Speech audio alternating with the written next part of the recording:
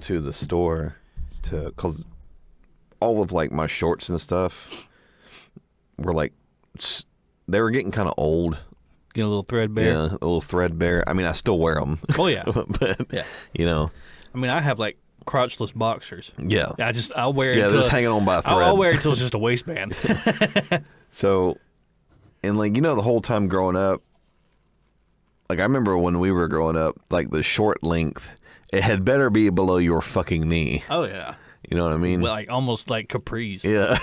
It's like, who's this fucking fool with the shorts, booty shorts with the shorts above his knees? Who wears short shorts? Yeah. So we went up to, I think it was Academy. And I was like, you know what? I'm gonna get some shorts that aren't like basketball shorts, because that's like really all I had. But like running in basketball shorts sucks. Really? Yeah, because like there's all this material like in the crotch region. Like it's just bunched up right in here. Bunches up, so you end up, they're right up anyway. Yeah. So then you're wearing like a diaper while you're running. That's like, as a man, that's like one of the worst feelings, is when like everything just kind of gathers right around the this is angry and it gets angry. And so it does. It's very disagreeable. So I guess like most of them were like 7-inch, like the inseams, I guess, from like where like they sew like the crotch together, like the inseam of the pants or whatever, were like 7 inches, which is a little bit above the knee, but I mean, still, then there's a lot of material to kind of get gathered up there. So I was like, I'm gonna go with 5-inch inseams. Yeah. It's like, and I've never wore 5-inch inseams because growing up, like that's a no. Yeah. You don't do that. Yeah. And then, like, I bought them, and then I wore them. I was like, oh, these are actually really nice. Really comfortable. It's like I've been denying myself comfort. I was afraid all those kids from 7th grade were going to make fun of me.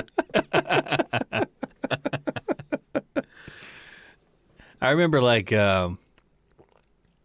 especially during middle school, because I was kind of, and I guess it has kind of carried over into my adult life a little bit, but as far as, like, the way I dress is just kind of like whatever I grab out of the closet, whatever fits. No. As long as I feel comfortable, I'm gonna wear it, whatever. And there was this one time where I just grabbed some shit out of the closet, and I had a yellow shirt that they had like blue felt letters on it, and it said "Stupid is as stupid does." No. And then I had a pair of like yellow windbreaker pants. So I wore yellow on yellow to school. And I was noticing I was getting a lot of looks. And I was like, maybe I should put a little more thought into this. And I was walking to class, and one of my friends was in front of me, and he looked back at me, and then he did a double take. Yeah. He's like, dude, I thought you were a big chicken.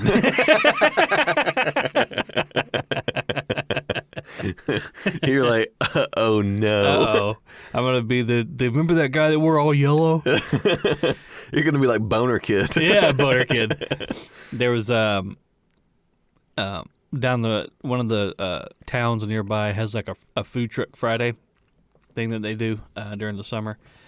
And Mary was like, she's like, oh, we should go down there and take the dogs with us and just kind of walk through town and let them see all the things. And, and we take Lex and Lola. They're pretty well socialized, but they've never been in a crowd like that before. Yeah. And they did not do well. Really? Not that they were they weren't like mean or aggressive or anything. Yeah. They're just, everything was, there was so much like stimulus. Yeah, overstimulation. Yeah. Like Lex didn't know what to look at. He was just like doing this.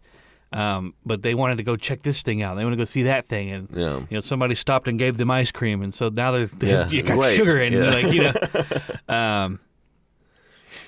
But when we were getting dressed to go to that, I was wearing like those PFG like button-up shirts that have like the flap in the back or the ventilation for your back fat. Yeah.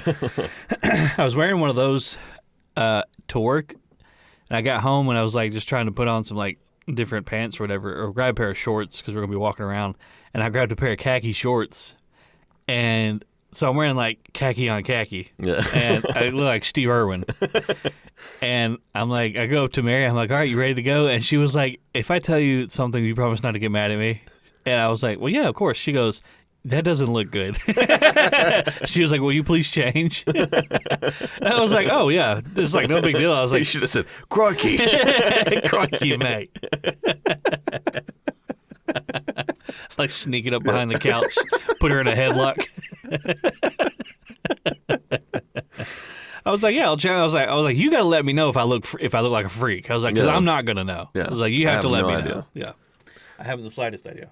Well, that's what, because I'll dress Autumn in the morning. I'm like, I hope this works. Just send her off to school. I remember one time when I was younger, I was really bad about, because we all had to bring our laundry down to Mom to wash, whatever. And Yeah. I'd wear everything I had before bringing her anything, and then here comes Monday and I have no clothes, and I didn't have any underwear, and I was like, well, fuck, I'm not gonna free ball it.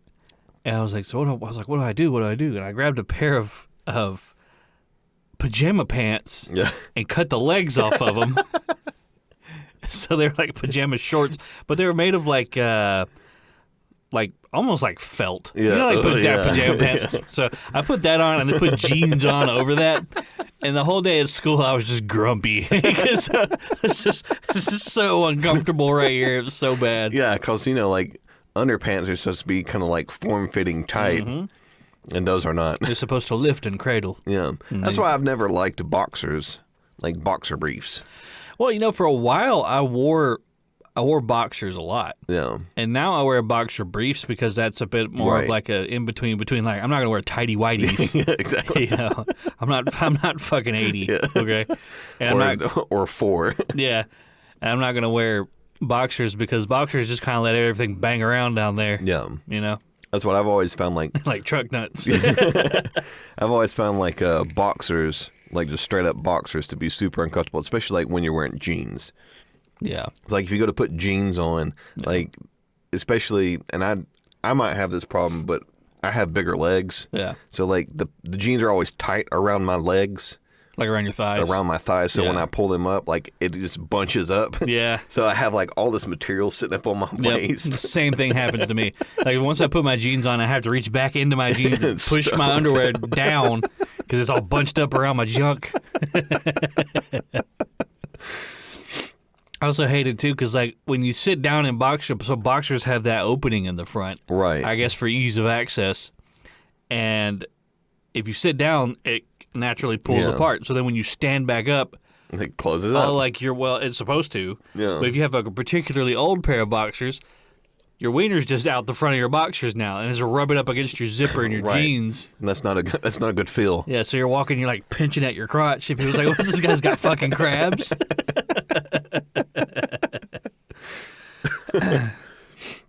One thing I cannot stand, as far as like uncomfortable clothes, like I cannot stand it, is a tight collar.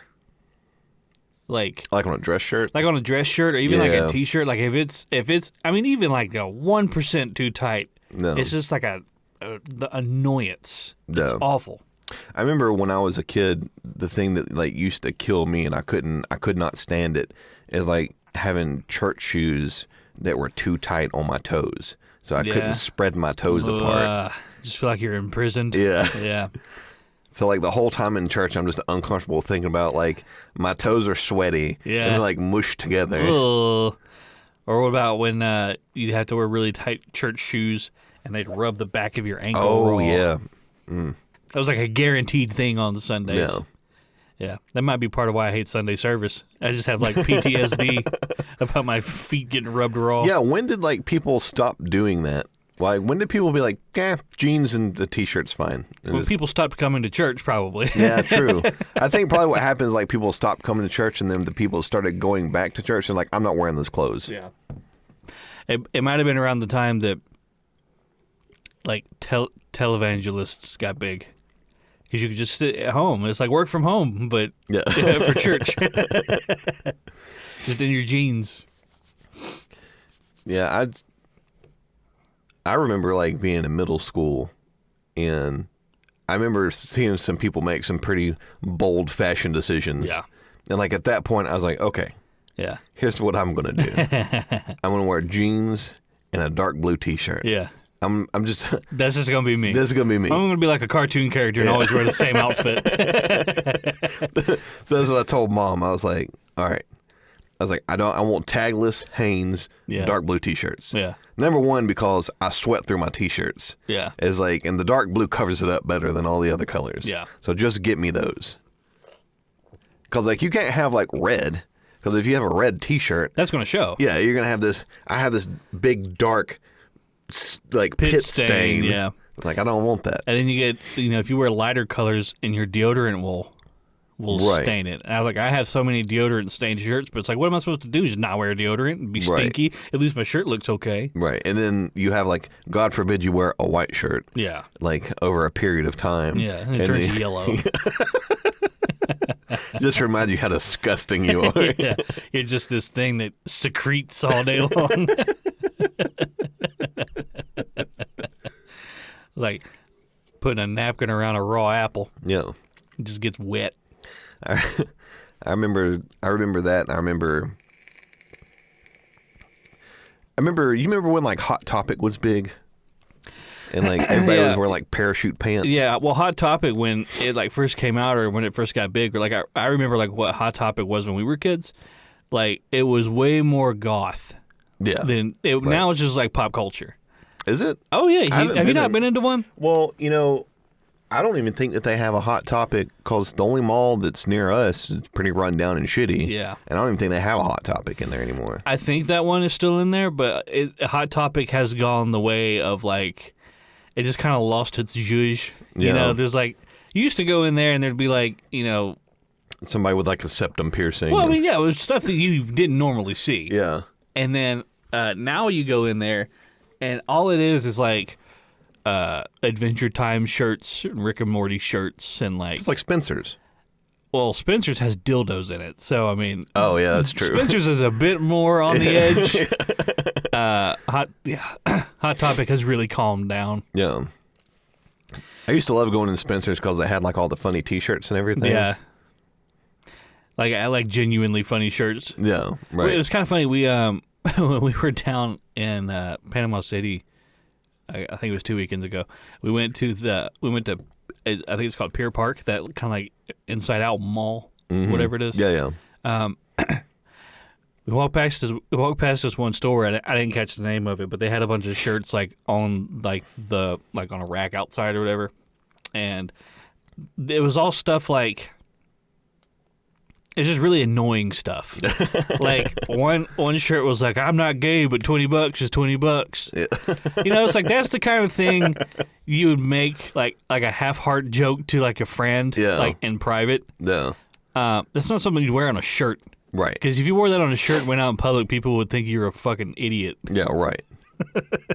So I just couldn't imagine anybody going in and buying that and being like, "That's Bingo. Going in the old wardrobe." I remember one time in high school I got in trouble because I'd gotten this shirt. I don't remember where I got it from, and it was like I guess what's like that tan color that they make the Carhartt like jackets, like this dark. It's like a brown. It's not brown. It's tan. It's like like a dark tan. Yeah, color. It's like a dark tan color. Yeah. It was like this dark tan color, and there was like a picture of a squirrel on it. Yeah. With a stick. Yeah. And he had like all these peanuts behind him, and it said "Protect your nuts" on it. Yeah. And I was like, oh, haha, like I'm in high school. It's like, that's funny. I'll wear that. So I wore it to school, and like one of the teachers was like, you can't wear that here. And I was like, why? Yeah. Well, what's going to happen? What's going the world's going to end? Like, are you worried that all these other children are innocent? Yeah. Like, I know you work with these kids. You know what they're like. Like one of them just got done having sex in the bathroom in between classes. He's not going to see my shirt and go, heavens.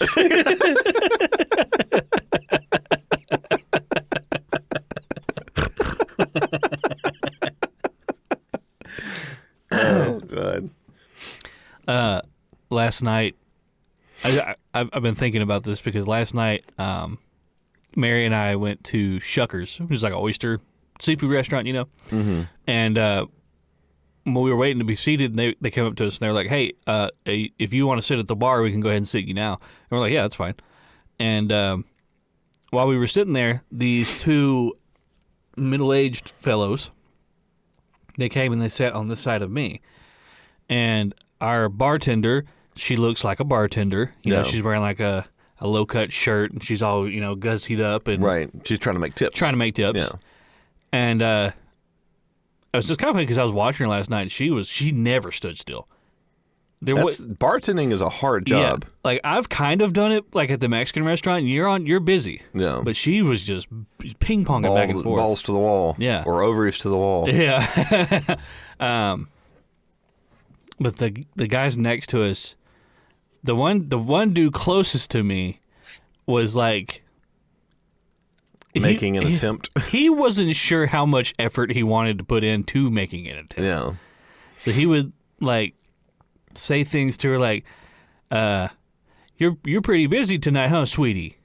Ugh. And like, I'm sitting next to him like, oh, yuck. And I'm just thinking like, I don't want to be that person. Like in his mind, like what's the best case scenario here? She's like, "Yeah, I'm super busy. How about I suck your dick afterwards?" Like, right.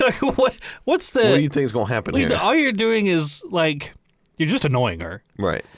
And I don't know. You're know. making yourself look like a jackass. Yeah, you're not gonna walk out of this restaurant, with your head held high like I did good in there, But yeah, I just, if anything ever happened between me and Mary, it's like I don't know. Number one, that I would bother trying to get back into like the relationship thing. No, I was like, because I put a lot of time and effort and energy into this one, right? And if it goes wrong, I'm like, you know what? I think I'm done. I think I'm done. I go focus on something else. Right. But I couldn't imagine being like, this guy was probably 48 to early 50s, somewhere in there. And I was just like, I couldn't imagine, every night, like going out to like in a public space, being like, "Who's it gonna be?" Like, who's the lucky lady? Who's the lucky lady of tonight that's going to receive my affection? And I don't think, I think that like if you're trying to like pick up a chick or whatever, it's probably not best to do it when she's working. Yeah, probably not. And she doesn't have a single second to stand still. Right. And you're sitting there just at the bar like, "Hey, sweetie, how you doing?"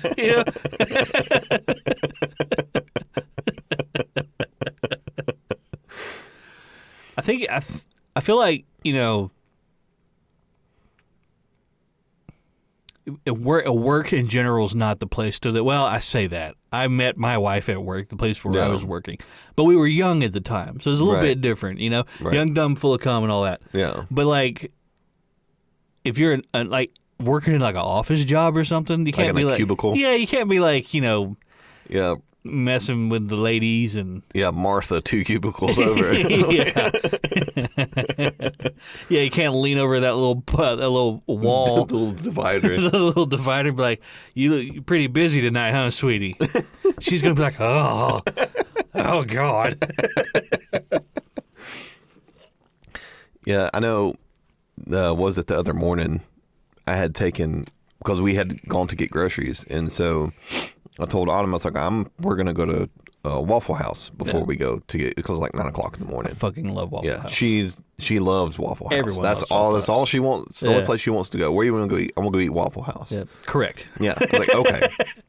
And so we go sit down, and where we're sitting down at, we're like the booth, like we're in the booth here, and then the bar is right in front of us, right? Yeah.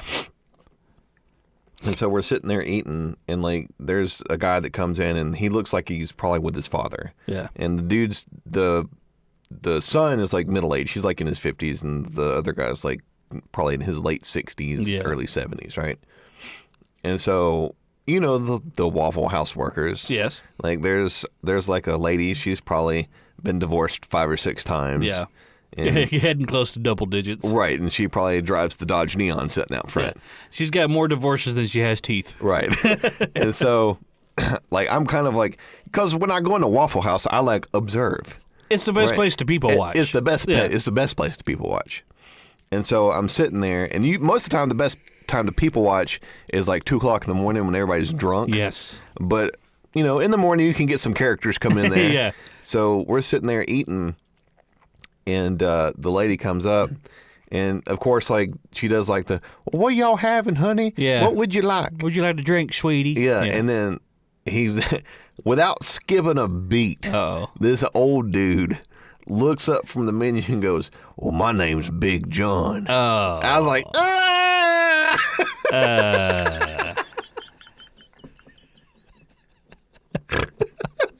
How about a cup of coffee, Big John? I'll come back to you. Yeah. And he was like, he didn't say, "Oh, hello, I would like a cup of coffee, please." Yeah. He starts out with, "Well, my name's Big John." Big John. I was like, "Ugh."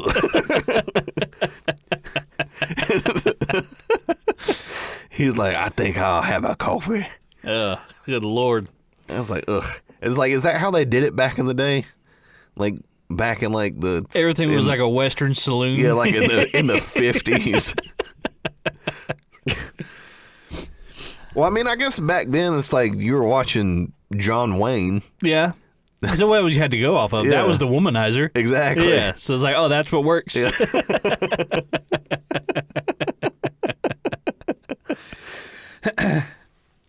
I don't know, man. I feel like I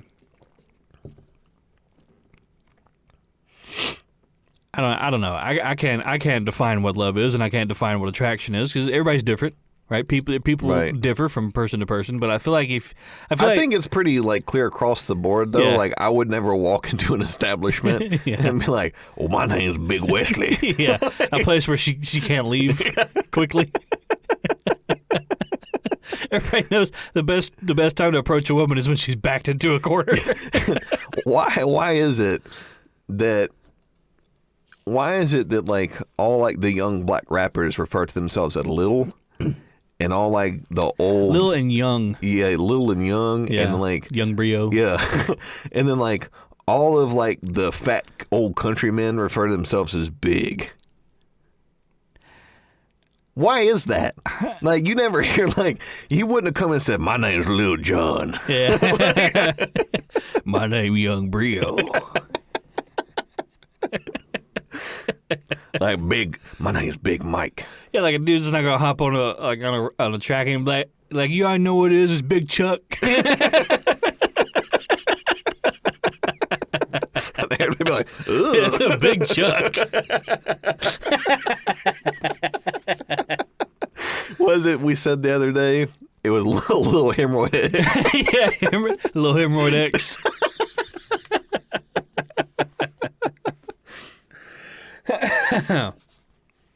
I think if you're gonna meet a woman, it has to be in a common space, Yeah, like somewhere that you're both are naturally. right, or Yeah. like somewhere like you both have like some type of like common ground, Yeah, right? So like I could see like maybe like if you competed in like intramural sports or something like that, Yeah. that might be like a good place to do that. I feel like though a lot of people nowadays are using like the internet dating for like all that stuff, well, yeah. which I've heard horror stories. I have too. I think you and I, so when like internet dating became a thing, and I'm talking like OkCupid, Plenty of Fish, whatever they have, Farmers Only. We were too young at the time to be a part of that. And Right. then you and I both, were in relationships, from school or whatever. And then by the time we settled into our relationships that we're in now, Right. then like things like Tinder and stuff came along. So we kind of fell in the pocket of all that passed over us. Well, I know that the only ones that I really remember from like when I was a kid, like you'd see the commercials were like Match and eHarmony, and that was for like Yeah. that was for like older people, Yeah. right? Like people like my age now, like in their Those old people, they're Those old in their 30-year-olds. 30s, right? Geriatrics. Yeah, those geriatric fucks. So like really the only thing that you had to do is like you had to go meet someone Yeah. at school. Yeah. Because, well, that's where you spent most of your time. That was the common place. Right, that was the common place to be. It was like... You and Allison were both in chorus, right? The first time I met Allison was in PE class in 8th grade. Yeah. And then we dated in 8th grade, I guess if you want to call that dating. Yeah. And then, like, we started dating again senior year. Wasn't y'all's first date? Didn't you go see Saw and you almost passed out? Yeah, I almost passed out, right? Like, I remember sitting there in the theater. I was like, I'm not really into, like, the whole, like, gory movie stuff, and she likes horror movies. I was like, okay, well, we'll go see Saw. It's whatever. Yeah. And then, so, like, the first scene... Like, I specifically remember this. It's like burned into your brain. The first scene, I think it was Saw 4. I'm pretty sure it's Saw 4. There's a lady. A lady is sitting in this chair, and she's, like, tied into this chair. Yeah. And there's, like, a crank wheel, and it's got her hair in it. Ooh. And it's, like... And so automatically I'm like, don't like that. I don't like that. and it's like dark. Yeah. So like some of like the Saw scenes or whatever, like it's lit up. They're like in this fluorescent room. Yeah. So like you see everything, right? Yeah. And then so like, and there's somebody trying to get to her or something like that, and I can't quite remember. And so it starts cranking and it's pulling, and her hair's like strapped in to like this chair so she can't move her head. Yeah. And so it's got her by the ponytail, and it's yanking the hair on her head back, so it's scalping her. And so she's screaming, and it sounds like cardboard ripping. And there's just like blood running down her face, and she's like gargling on it, and like that's when ooh. You're sitting in the chair. And so like I'm like, I can't look at it. Like I can't. It's because I'm looking at it and I go, I can't look at this anymore. And so like I'm trying to find something to concentrate on. I'm just like, I look at the chair in front of me, and it starts getting real cold. Uh-oh. Your heartbeat starts slowing down. My heartbeat starts slowing. I can like hear my heartbeat in my ears. And then it starts getting dark. Yeah. And I start getting like the tunnel vision. And I was like, oh no. And so now I'm panicking because I'm passing out. On your first day. I just imagine. Like Allison just looks over and just like slumped over the chair. And so I'm like, no, I didn't pass out. I fell asleep. I was so fucking bored on our date. And then so like the whole time I'm like, God, let this scene be over. Let it be over. Because like there's like me panicking with the sounds of her with her getting scalped. And so the perfect storm. So I'm just like panicking the whole time, like freaking out in this chair. And then finally it stops, and like my heart starts to like pick back up. And I'm like, oh, thank God. And I like look, kind of like side eye it and look over to see like if she's like looking at me with any concern. Yeah. She wasn't even bothering with me. Yeah. She was watching the movie. Yeah, thank God. Yeah, she didn't know you just went through all that. She didn't know you had a whole episode.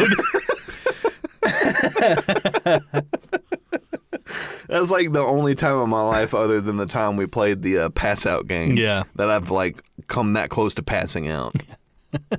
I'll take that back. There's been a couple of times in the gym where like doing like deadlifts and stuff like that, where you get lightheaded, where you get like stand up and you kind of get woozy, and everything starts to kind of close in. Oh, I saw a video of a guy doing a deadlift, and he was bringing it up, and he's doing like that thing, getting the shake, getting the quakes. Yeah.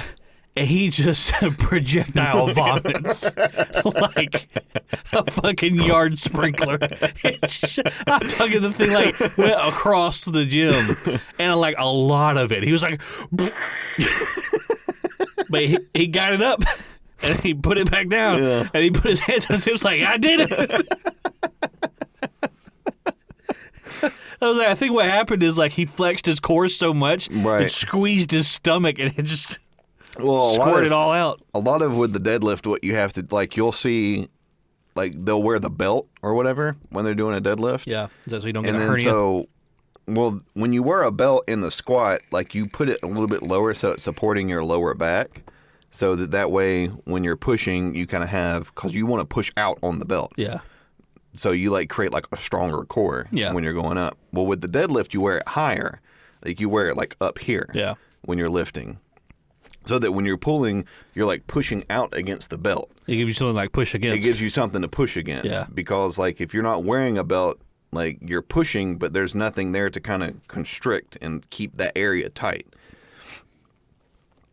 So a lot of times what'll happen is like you'll push against that belt, and like if you've eaten anything or drank a whole bunch of water, it's going to come back out. It's coming back up. Oh, no.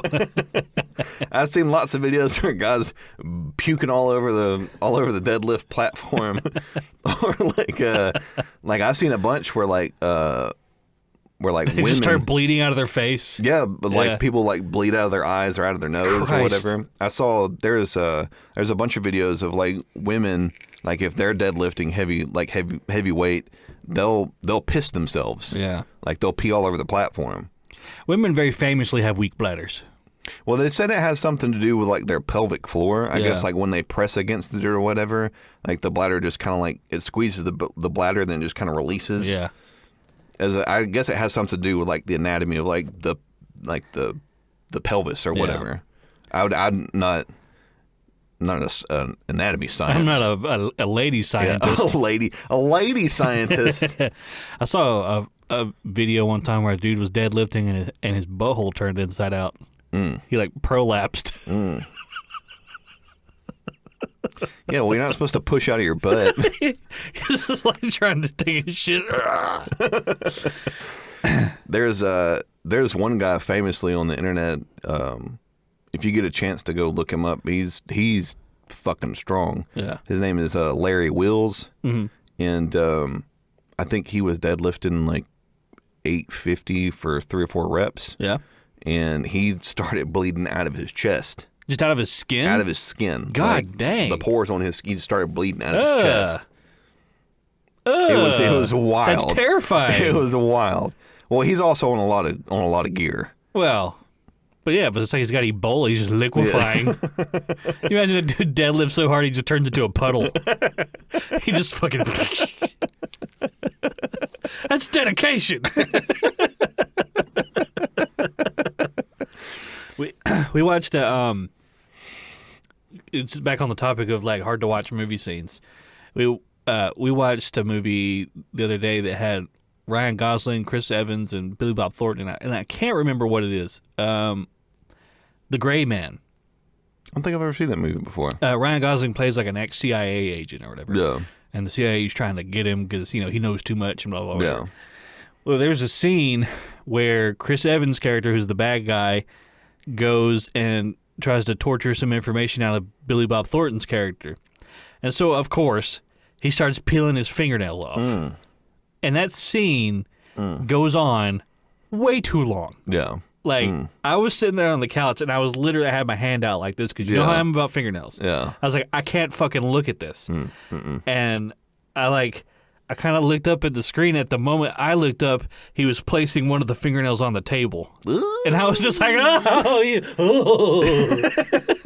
I told Mary, I was like, I'd sell out my fucking country if somebody started fucking with my nails. She was like, you wouldn't do it to save me? And I was like, no. No. No hesitation. Fuck no. It's like, sorry, you should have got yourself in trouble.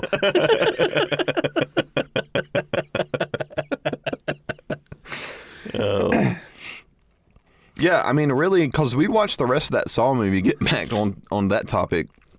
We watched the rest of that Saw movie, and I didn't really have a problem with the rest of it. They even had a part in there, for anybody that hasn't seen it, spoiler alert, but they have like a part in there where like there's a guy with his arm like in this thing, and it's twisting his arm this way, and then it like breaks his arm, like rotates it so far it breaks in half, and like you see like the skin split and like the bone come out and everything like that, and that was like ugh, but it didn't bother me. Yeah, I don't know what it was about that particular scene. I think it was the sound. Yeah, the sound of like cardboard ripping. Yeah. I was like, ugh, like somebody taking duct tape off a roll. Yeah, I was like, ugh. I don't know. My brain was just like, nope, we're not going to experience this any longer. I remember, you know, I'm trying to remember because it's not The Labyrinth. That's the one with David Bowie. What's the name of the other one? The Spanish movie. Pan's Labyrinth? Pan's Labyrinth, yeah. Is that the one with the thing with like the real long eyeballs fingers and in the its eyeballs hands? in its hands? Yeah, the pale man. Yeah. There's a scene like towards the beginning of that movie where a dude beats another man's face in with a bottle. Oh, yeah. And like it's very graphic. Like they Right. show the dude's face caving in. Yeah. And I watched that movie when I was like 9. That's an old movie. Yeah, and I saw that and I was like, that fucked me up. I was like, I know immediately I messed up from that. Yeah. Like, there's trauma. Hey, there's a little bit of trauma for you. Go have fun, kid.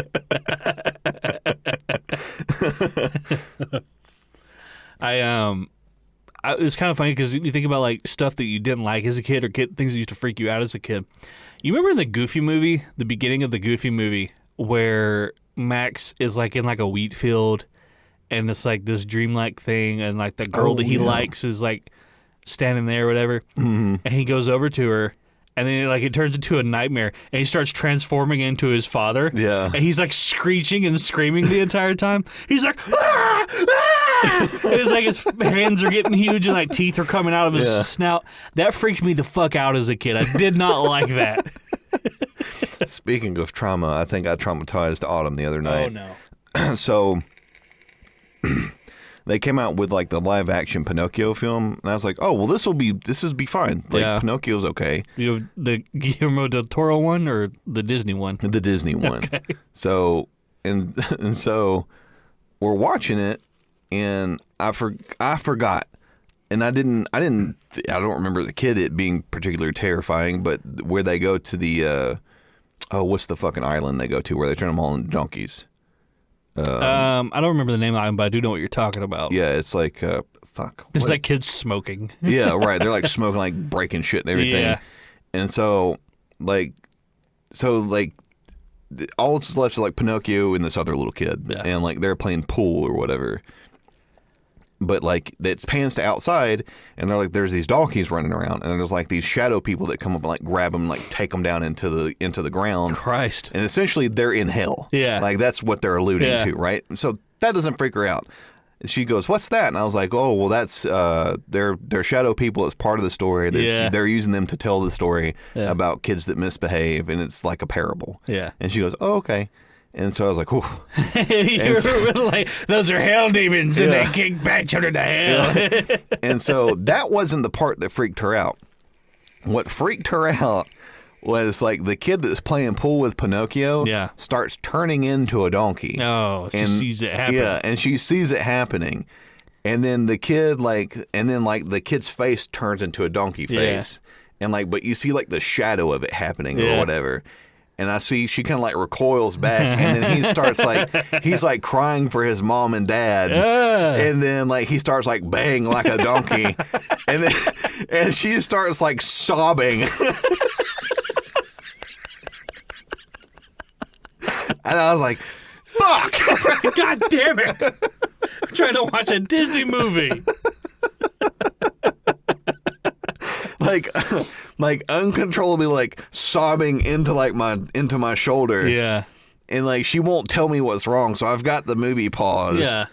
And I was like, it's just a movie. It's not real. Or whatever. I was like, did that scare you or whatever? And she's like, no, it didn't scare me. I was like, well, what's the issue then? Yeah. And she's like, I feel bad for him. I was like, oh shit. Well, at least you know she's empathetic. Yeah. She has empathy. I was like, fuck. She wasn't like, fuck yeah, fuck that kid. Like, uh-oh, that's a bigger issue.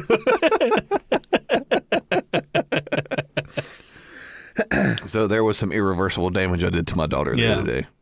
With the fucking Pinocchio movie. Yeah, how dare you? What a horrible father. You know, I remember as a kid, and I don't know why this was. I don't know if I've ever told this before on the podcast, but I specifically remember there was a Dr. Seuss book with a picture in it that freaked me the fuck out as a kid. In a Dr. Seuss book? Yeah, so it's in one fish, two fish, red fish, blue fish. Like towards, God, I can't imagine what it could be. Towards like the end of it. Oops. And so like it's like the second to last like page in the book. Yeah. And Wesley's looking it up right now. it's the part where it's like, we'll take him home, we'll call him Clark, and they've got like this thing. Yeah. Like we found him in the dark, and like there's like this dark page, and there's like this like a deep sea fish? like a deep sea an looking fish anglerfish? with like these long tusks and everything. And like as a kid, like I wouldn't look at it because it gave me a nightmare one time. So I wouldn't look at it. And I used to have nightmares about trains as a kid. I used to have this recurring nightmare that a train would come off the tracks and like run amok through the town. And you remember where our old house was? We could kind of hear the trains. That thing? Yeah. Let me see that. That's not what I was expecting. no, but for some reason in my mind, it was so much worse than what it was. And so I specifically remember I was like 5 or 6. Yeah. And I was like, I can't live my life this way. And then so I went and got that book, and I was like shaking, and I just like was flipping through the pages, and I opened up that page, and I just like looked at it, Stared it down. stared it down, until finally I was like, okay, well this isn't that bad. Yeah. I was like, I've made it out to be something much worse than what it was. Yeah. I mean, like, yeah, as a kid, you make things way worse than they are. But it's like the train thing was like I would always have this nightmare that a train was gonna just crash through the house and like tear up the town. And like, so when we were younger, I guess Villarica wasn't as developed at the time, so there wasn't as much stuff between us and the train tracks. So when the trains would come through town, you could hear the trains. Yeah. And I would be like trying to sleep, and I'd be like, oh, I hope I don't hear a train. And you hear it off in the distance, like, and I was like, God damn it, there it is. And then like my heart would start beating fast, and I'd be laying my head on my pillow. I could hear my heart beating in my ear, and it sounded like fucking train wheels. It freaked me out like every single night. I don't miss being a dumb kid, being afraid of stupid shit. Well, I think like as a kid, it's like you understand like how susceptible you are. Yeah, you like, know how vulnerable you are. You can't defend yourself. Like you're very dependent on others. You ever like have those moments as a kid where you'd wake up in the middle of the night, like from a night terror or something, and like you try to scream for mom and dad, but you can't get any sound to come out. You're like, yeah, you're just like, and that just compounds on the fear. Meanwhile, your parents are just peacefully sleeping and have no idea you're going through hell 2 rooms over. I remember the first time, like as a kid, where I had like the false wake up. You ever had one of those like as a kid? Yeah. Like I had a nightmare, and like then I woke up, but I was still in a dream. Yeah. And I woke up, and the thing like came over the bed, and then I woke up again, and I just like pulled the cover up over my head. When me and Mary had first gotten together, I think it was we hadn't had much experience. I'm gonna say sleeping together. I don't mean fucking. I mean literally just sleeping in the same bed. Yeah. At the time, I had to get up for work a lot later than she did. Mm-hmm. So she left for me a lot earlier. So I would stay up a bit later. So she was asleep, and I was laying the other way, kind of just playing on my phone or whatever. And so I had my back turned to her, and it's dead quiet, and I just hear her go, and I was like, I look over my shoulder at her like this, and she's just laying on her back, like just totally normal. And then she's just like fucking Nosferatu coming up out of the coffin. She's like, no shit, all core muscle, no legs, no arms. She just goes, leans up out of the bed. And I'm like, I'm just like staring at her. And she goes, and then lays back down. Yeah. And I was like, I don't know what the fuck that was about, but I put my phone down and like I rolled over to face her. I just kind of watched her for a while. At least like she didn't do that, and you like look over and she's just like looking at you, just looking dead at me. I'd be like, oh, fuck. I remember I had this. I had a nightmare one time. It's like while we were together, and the nightmare was. The TV in the room was on, and she was asleep, and I was laying on the other side of her watching the TV, and there was like an alien walking towards and I mean an alien is like the dumbest like Area 51 gray alien, like big the big head, yeah, like it wasn't body. yeah, it wasn't like a tentacle monster. It was like a woo like that kind of alien. Or like a laser gun. Yeah. He was walking towards the screen, and like he was walking towards me, and I was like, "Oh, this movie's really real." And then he just steps out of the TV, and I was like, "Oh my god!" So he's like, he's walking around the bed to my side of the bed. You're like, go away. Yeah. And he's like eyes locked on me the whole time.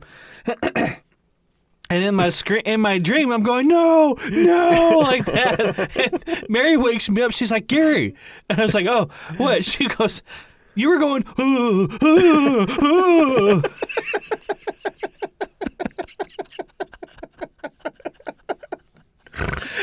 and she was laughing at me. She wasn't like, are you okay? I'm so sorry you had a bad dream. It was like, haha, you fucking idiot.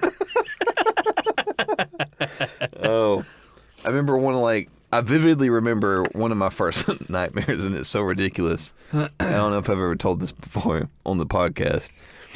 So, and it was a reoccurring nightmare, so it wouldn't go away. Yeah. Oh, that's the worst. And so, like, as a kid... The worst part about that is right before you go to sleep, you're like, you know it's going to happen. Right. Just the dread. Yeah. Right. And so, like, as a kid, like, we watched a lot of, like, Bugs Bunny cartoons. Yeah. And so, like, I'd have this dream that, like, I'm in the desert, but I'm in the back of a taxi cab, and the taxi's, like, going off a cliff, right? And so the taxi goes off the cliff, and then I'm, like, screaming, and it's like you get, like, that falling sensation. Yeah. And every time... the person driving the car would turn around, and it was fucking Elmer Fudd. And he'd go, oh, as we're falling. As you're plummeting. And then right before we hit, I'd wake up. Yeah, you wake up, hey! It's like, because, you know, as a kid, it's like, oh, fuck, here we go again. Because you have, like, once the nightmare starts, you're like, oh, shit. You're just a victim of it. Yeah. You can't stop it, yeah. Didn't you have a dream about the Capital One Viking? He like jumped up on your bed and said, "What's in your wallet?" I remember you telling me about that.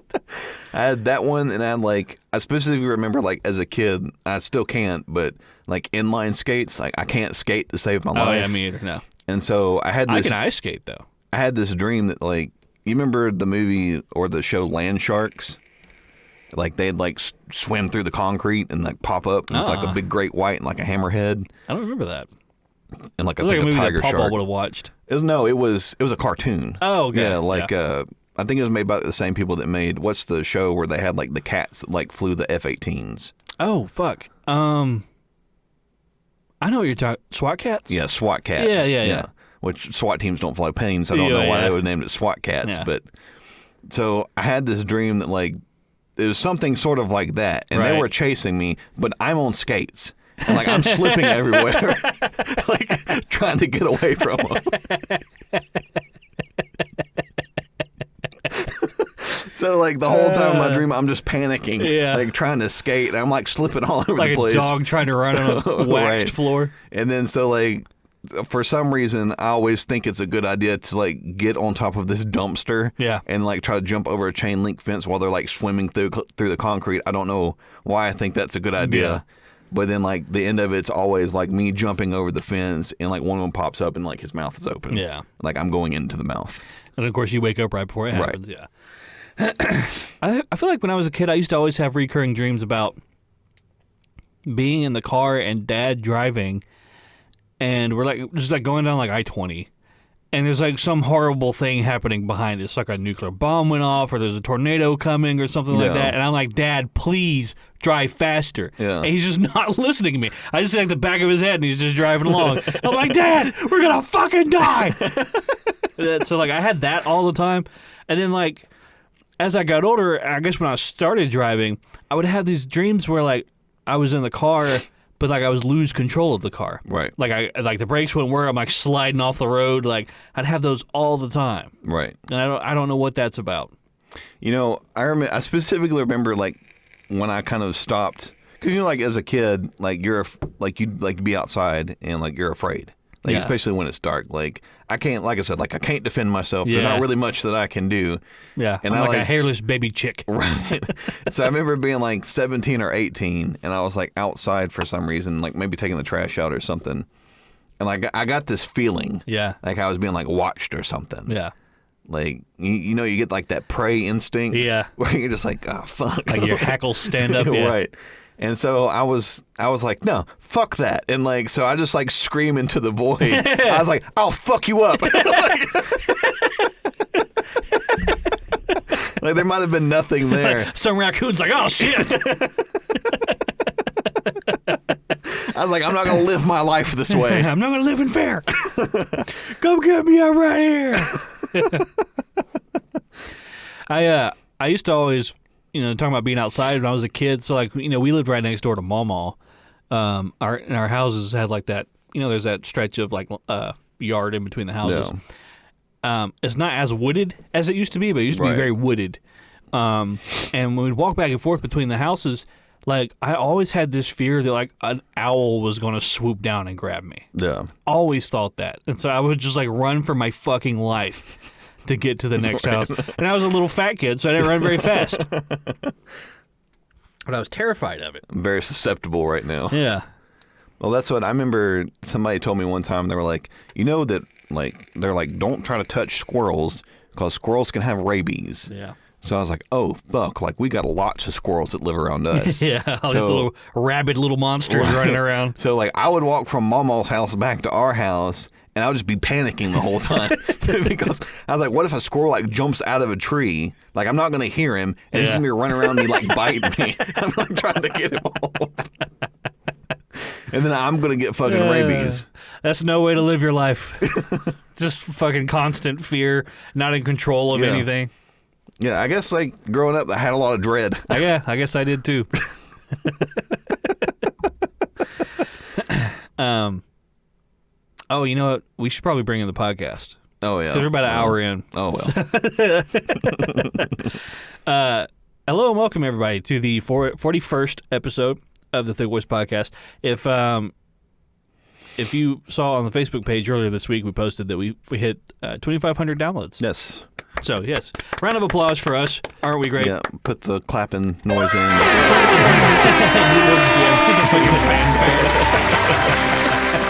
So thank you, everybody who's been listening.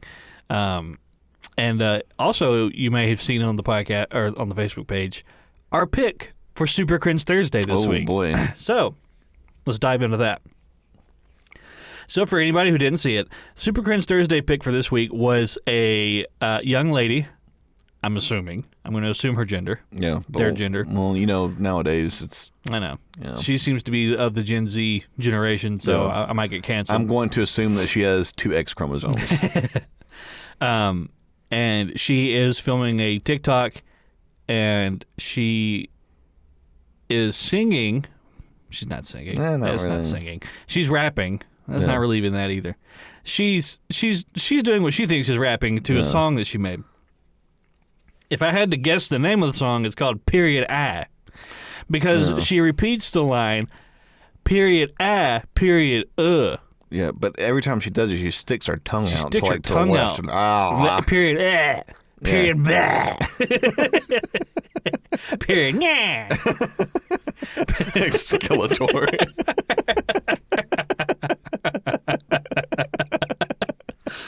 He-Man. He-Man. It's like, by the power of Grayskull, period I. So it's really dumb, as you could imagine. The thing that's so cringy to me about it is the lack of self-awareness. Because you could tell, it'd be one thing if about 30 seconds in she cracked herself up and started laughing. I'm like, okay, she knows this is dumb. Right. But she thought that she was just a little baddie. Doing this. That always seems to be like the reoccurring theme with these Super Cringe Thursdays. Oh, yeah, the complete seriousness of the whole thing. The complete seriousness of it and the lack of self-awareness. Just a void. A void of self-awareness.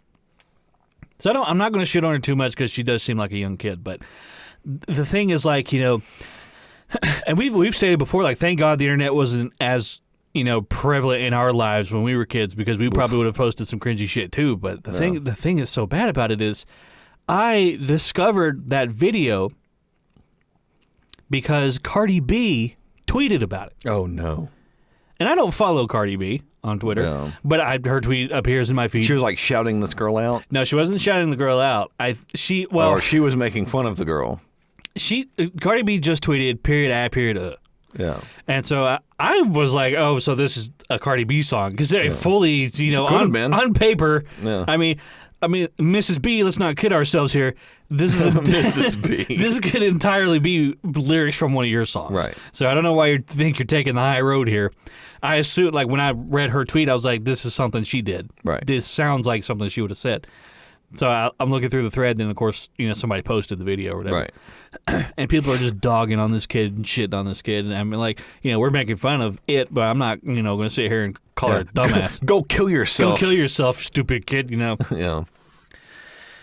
But, it's one thing that, like, if you post something stupid and, like, your friend group sees it. Right. But, like, when then they can shame you into not doing it again. But when an A-list celebrity starts making fun of you and you're just at the mercy of black Twitter, I mean, that's just not fair.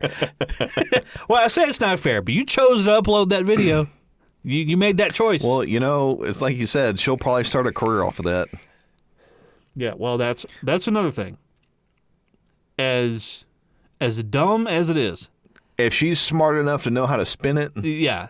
The fact of the matter is that it now has attention, right? And millions of people have seen it. Therefore, it's marketable. Right. She can capitalize off of it, and I don't know if that's. I mean, obviously, it's not a good thing for our culture. No, but. I would be surprised if she didn't get some kind of career off of it, right? In some fashion, right? Well, it's, look at the Catch Me Outside girl. I was just about to talk about her. Yep. Yeah. Did you ever see that interview with Dr. Phil talking about like kind of the aftermath of all that? Mm-mm. I don't remember. I think he was on a podcast or something.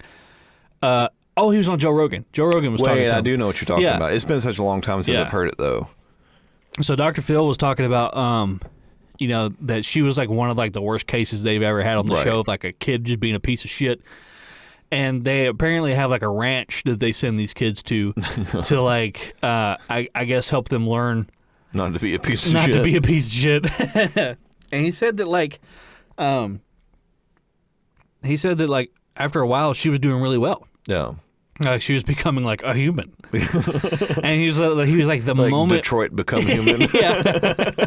It was like the moment that she got home to her mom and got in that environment that kind of where that persona cultivated. Right. She relapsed immediately. Yeah. But that girl has like a rap career. She's like a multi-millionaire now. Yeah. Because she is a piece of shit. Right. The direct correlation between her money and her is the fact that she fucking sucks.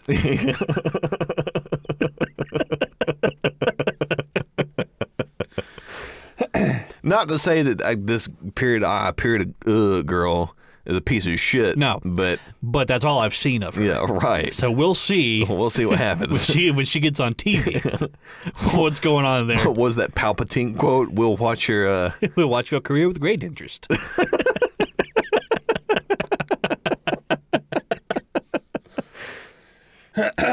Yeah, so I started watching, and the media was like, "Ugh, this like, bleh, I don't like it." Just yuck. Yeah, yuck. Gross. So, but the worst part about it, I don't know if it's the worst part about it, but it continued to get worse. Number one, because her voice starts cracking. Yeah, she starts getting off beat. She starts running out of breath. And then she gets off beat, and I'm like, ugh. Yeah, like from a musical standpoint, that's just like an extra sprinkling of cringe. Like Text title here.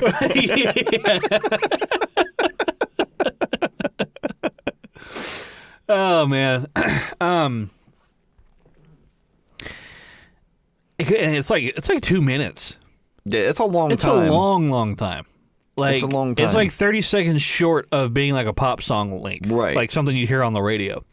And I watched the whole thing. So initially, I only watched like the first 20 seconds, and I was like, "This is a clear winner for Super Cringe Thursday." And I sent it over to you, and I was like, "I'm gonna watch the rest of this thing just in case, like her dad comes in and punches her in the head or something." You never know with these videos. So I watched it. all the way through to the end, and after it was over, I was like, "It really was just that the whole time." Yep, the whole time. There was nothing else to it. Yeah. And she's like, I showed it to Mary because I asked Mary, I was like, "Do you ever watch our Super Cringe Thursday pics?" She's like, "Well, no, because usually when you post them I'm at work and I'm afraid to open the videos." Yeah. I was like, that's fair. Yeah, fair enough. So we watched it, and Mary was like, "Oh, she's got a wig on," and like I didn't catch that. No. Like So there's another little layer there. Yeah, I would have assumed that was just her hair. Yeah. But she's like moving her hair off of her shoulders. Like it's. I think she has like real long nails. Yeah. So she's like kind of long flicking, eyelashes, like flicking at everything. Yeah, just very peacocky. Yeah. So this young lady, she needs a mentor. She needs to go to Dr. Phil's. A couple of them. She goes to Dr. Phil's ranch. What is it? I showed Allison one of them. Which one was the one I showed her? I can't remember, but I showed her one, and about 5 seconds in, she goes, "Nope. I don't want to watch it. Yeah. I don't want to watch it." Some people can't stomach it. It's a refined taste. Yeah. Even me sometimes, like, we'll post one, I have to pause it. You just like post it and just like don't even look at it. It's just like let the fans see it, and then we'll revisit. I'll revisit it some other time. It's usually it's the song ones or the musical ones that really get me. Yes, and for some reason there's like some of them, like I get secondhand embarrassment so bad, like I can't watch it. Yeah. Like I have to like let it sit for a second and then like kind of let it stew before I can go back and finish it. Yeah. And then there are some of them like it just kind of make me angry. Yeah. I'm like, ugh, like you subjected other people to this. Yeah. Like the ice cream shop one. The ice cream shop one is like that one. The thing that gets me about that one is when they pan over to the worker and he's just standing there. Yeah. And I can see it in his face. He's like, "I've got 2 hours left on my shift. Right. This is not worth $7.25 an hour." Right. And then he's like, "Do it again."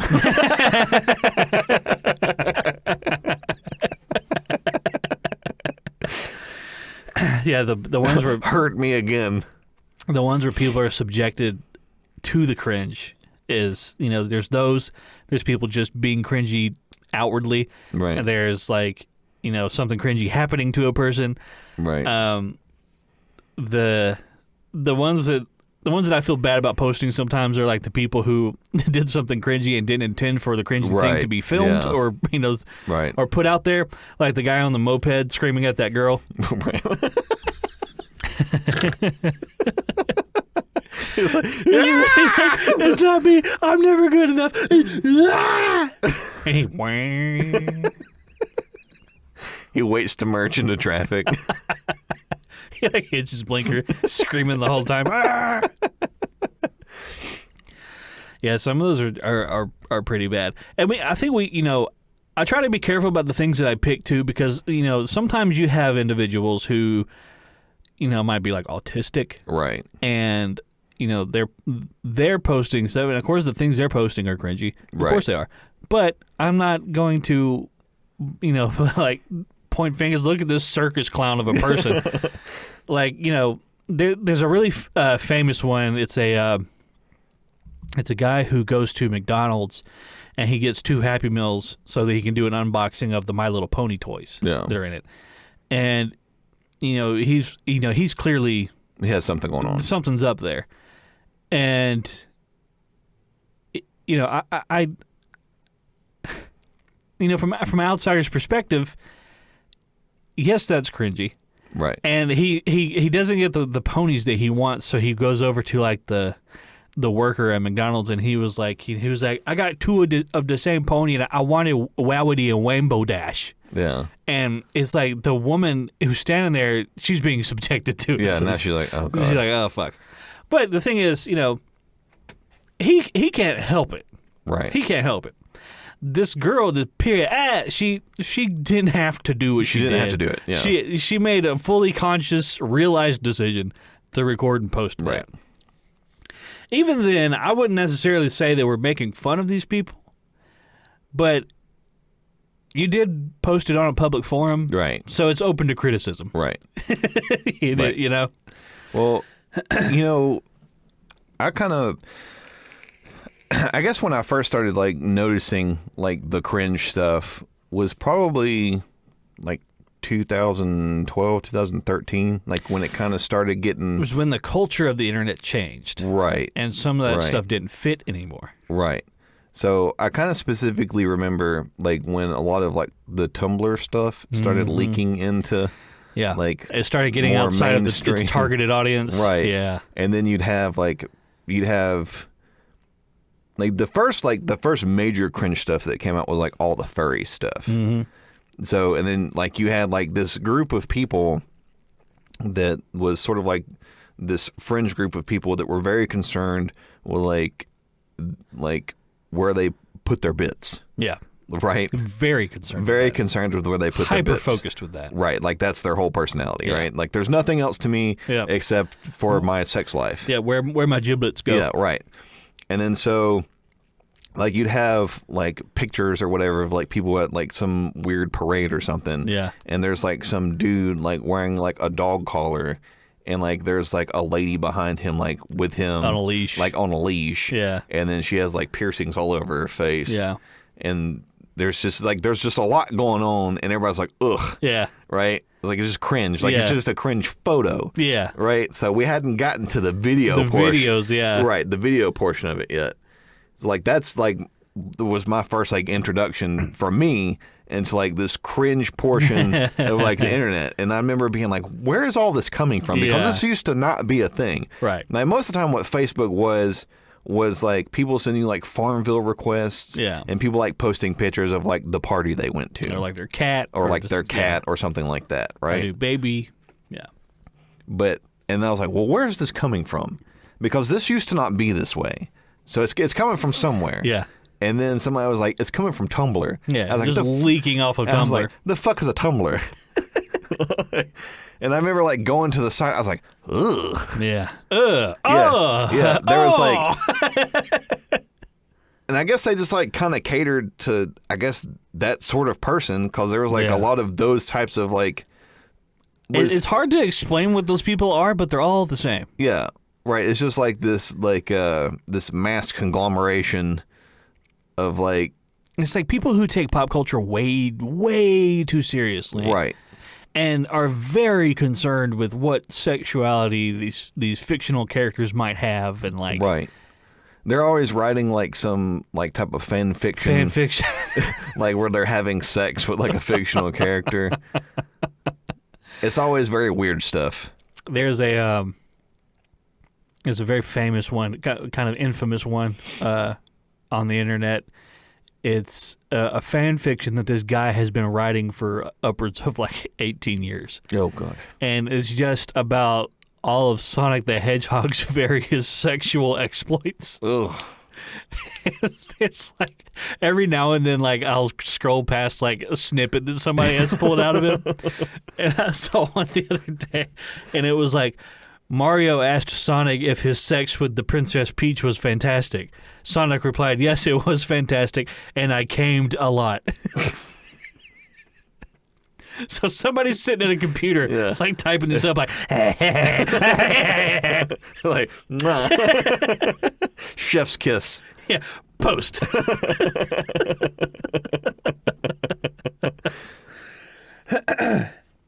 Yeah, I specifically remember just seeing that kind of like I went there and I was like, because I was like, I got to figure out like what this is. Yeah. And I went there. I was like, okay, well that's enough of that. So I know where it's leaking from. Yeah. For me, I really only started paying attention to it when it kind of started invading the spaces that I frequented on the internet. Right. So, I used to go to 4chan a lot, just because that place is just something else. Yeah. At the time, it was. It's a lot different now. I don't think I've ever even been on 4chan before. You gotta be careful. It's like a message board, right? Yeah, but it's for like the dregs of society. Right.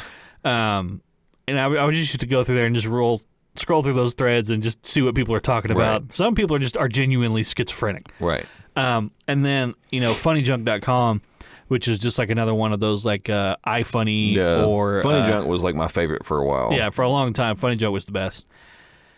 So it was when I was on Funny Junk and the brony thing started up. Oh, yeah. I do remember that. And for some reason, a large portion of the brony fandom made its way into Funny Junk. So much so that the opposers were the minority. Right. So for a while, that Funny Junk was like unusable. Right. Because all the fucking bronies were there. No. And it was like, it's one thing to see. That's like a sexual thing, right? With them? I know they say that it's not. They say that it's not, but they say the same thing about being a furry, and I just don't buy it. I don't buy it either. I don't buy it at all. Number one, you're a grown-ass man. You're a grown man. You're a grown man. And it's this is a show for children. Right. So something's off here. Something's up. Yeah. There's a disconnect. Something is off here. Somewhere in the pipes, there's a thumbs up. So, like, it was, seeing them post. So, seeing them post against what the normal users of Funny Junk were posting was a lot different when it finally became, like, the bronies are here to stay. Right. And it was and they were the majority. And Right. seeing the things they were posting for one another. Right. And I was looking at it like, what the fuck is going on here? what the fuck happened? Right. What happened? Like, they're coming up like, here's me if I was a pony. Here's, my pony girlfriend. And it was just pure cringe. It's like unrefined. Right. Uranium cringe. Right. It's just ore. Just ore, out of the earth cringe. And thank God all that has waned. Right. You don't really see it as much, but I remember fucking like Christ. After I had gotten out of basic, coming out of the Navy, there's some fucking weirdos there too. Yeah. I remember because we were living in Wisconsin, and I would drive down to North Chicago, like where the command was down there. And once every 4 nights, I had to be on base because that was my duty section. Yeah. Right. So I had a room inside in one of the barracks that I was in, because I moved barracks like 11 times while I was there. But one of them, I would come in, and there was another dude that he would rotate in. So we just happened to be in the same duty section. Yeah. And so I would come in, he would be there. And so like I would go to get in my rack to go to sleep. And then it's just like a college dorm room, right? So there's like a desk, and like above it's the bed. And You're like in a cinder block box. Right. Yeah. And so he's like across from me, and like he stays up till like 3 o'clock in the morning watching fucking My Little Pony and Power Rangers. Right? And like me and I have nothing in common with you. Yeah. Like there's nothing we can talk about. Yeah. Like it'd be like, even if you were watching something that I liked, like say Dragon Ball. Right. Even then, that's weird. Right. Yeah. Right. And like, just like the gall. Number one. The unmitigated gall. Number one, it's like 2 o'clock in the morning. Yeah. And you're watching children's shows. Yeah. Number two, you're watching children's shows. Yeah. Like, what the fuck are you doing? I mean, I guess it could be worse. He could have been like watching porn or whatever. I don't know. I almost like, if it was me, I'd rather the dude be watching porn, because at least he's just a normal dude. But if he was watching like My Little Pony porn, right, which there was a lot of that being posted as well. I feel like it's just a step away. Yeah, it's just like another. It's like, on the other side of like a thin pane of glass. Right, it's like, right there. All he has to do is pierce the veil, and then he's there. Like I feel like he's in the middle of putting on the clown makeup. Yeah. He's almost there, right? He's like sitting at the makeup table. Right. It was a while back, but Mary was at some sort of function. I don't remember what she was at, but she was there, and she was like, Gary, she was texting me. She was like, Gary, there's some guy here. He's got like a jacket on, but it's got like all these like bright colored buttons, and he's got like ears on and like a tail. And I was like, take a picture. And so she snaps a picture and sends it to me, and he's just got My Little Pony stuff, pins, like enamel pins, all over this like sleeveless like biker jacket. Yeah. And he's wearing like cat ears, and he has like a fluffy tail coming out of his like a butt plug tail. Might have been. It might have been. I wouldn't be surprised. If you're ever walking down the street, here's a funny thing you can do. If you're ever walking down the street and you see a tail, just yank on it. See what happens. Speaking of butt plugs, did you hear about the chess thing? No. I forgot all about this. Okay, so I don't follow chess. Yeah. But this is so insane that it's made it into my corner of reality. Sorry about the hard segue there, but it just popped into my head. So, well, those aren't two words you usually put together as butt plug and chess. Those two words usually aren't said in the same sentence. There was a chess tournament, and like the Grand Master of chess, I think his name is like Magnus something or another. He's like the chess god, and another guy, just a younger guy, like 19 something like that. They're at this tournament, and it's like the first bracket of the tournament, whatever, and everybody's expecting like the chess grandmaster, the old like chess Goku, to just fucking steamroll this guy. There's nobody, and that doesn't happen. He's handily defeated. No, and so immediately in the chess world, that's like, whoa, holy fuck, what just happened over here? Right. So they're interviewing this young kid, and he had mentioned that he studied a specific move or something that Magnus had done. He's like, I studied his chess playing, whatever. So people went back and started like going through the archive of like the chess matches that the Grandmaster had played, and they were like, he's only ever done that particular move once. No. So they started accusing the guy of cheating. So the young guy that they're accusing of cheating has been banned from chess tournaments and chess websites and stuff for cheating. So he kind of already has that kind of stigma about him. Well, how would you cheat?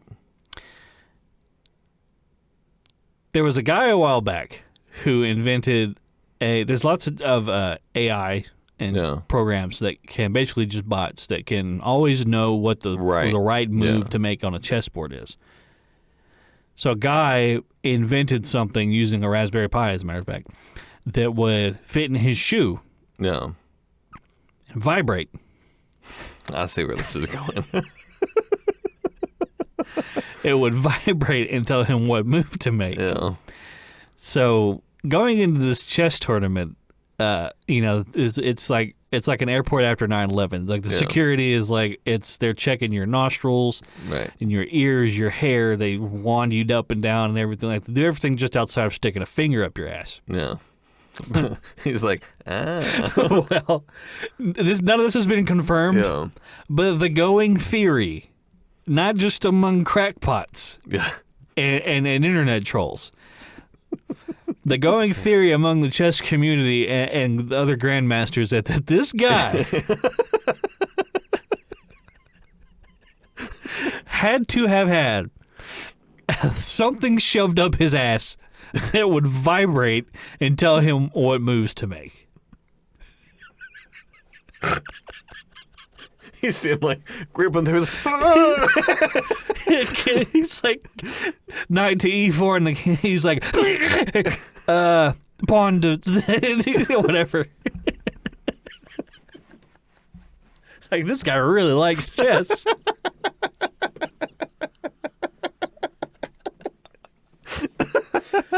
It's like after the match is over, he's like, "Woo! I need a cigarette."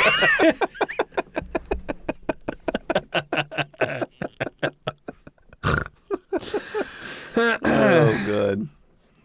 So if you ask me, do I think that this guy had a vibrating butt plug up his butt that told him what chess moves to make? I don't think so. I really don't.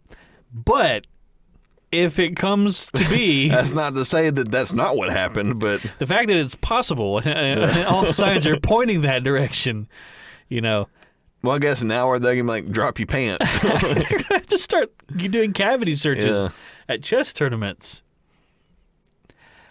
I I don't know if there's anything I want to win so badly. That one to stick something up my I'm going to butt. start sticking things up my ass. I will graciously accept defeat. Humans are weird, man. Like, They are strange. yeah, and the strange strange animals. Like, because I would imagine, like, because there's so many like deviant people out there. Yeah. Like, this isn't like something new. Degenerates. Yes, degenerates. Like, this isn't something that's cropped up in the last 20 years. No. There's been people like this since the dawn of time. Yeah. So you'd imagine, like, way back in the day, there was probably like a caveman or something that like saw a rock and like stuck it up his butt. Stuck it up his butthole. Yeah. You know, it's like Like, ooh, this rock is smooth. it's smooth. It's flared on the end, so it won't get lost. It's like, humans, a lot of stuff that humans do, we learned from watching other animals, like, like the fact that you can even eat an oyster.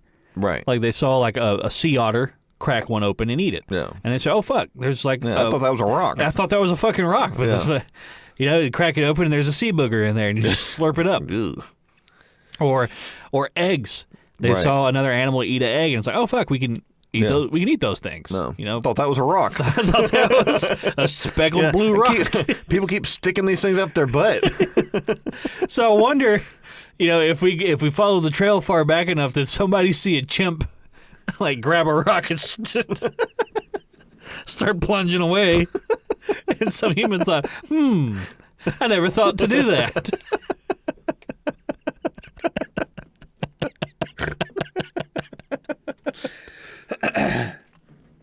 Well, I mean, it's like I said, I guess there's just like so many people that are so very concerned with. I wonder if it's just because like they don't have the access to a lot of, or they don't have access to like sexual partners. So like maybe it's somebody that's like super not it's not easy for them to talk to people, Yeah. right? Or like They don't socialize. they much don't socialize well. Yeah. You know what I mean? So like they kind of have to. They feel like they have to resort to like this this like deviancy, Like with other people who have kind of reached that point as well. right? That Like you're not gonna see like a supermodel Yeah. like walk into like a furry convention. No. Like with her like Gucci purse and Right. It's just Yeah, it's it's not just not gonna gonna happen. It's not gonna happen. We know what kind of people. somebody who can get sex the same way I could go get a cheeseburger if I wanted Right. one. Exactly. Like they don't really have to work for it. Yeah, it's just right? there. It's just Yeah. available.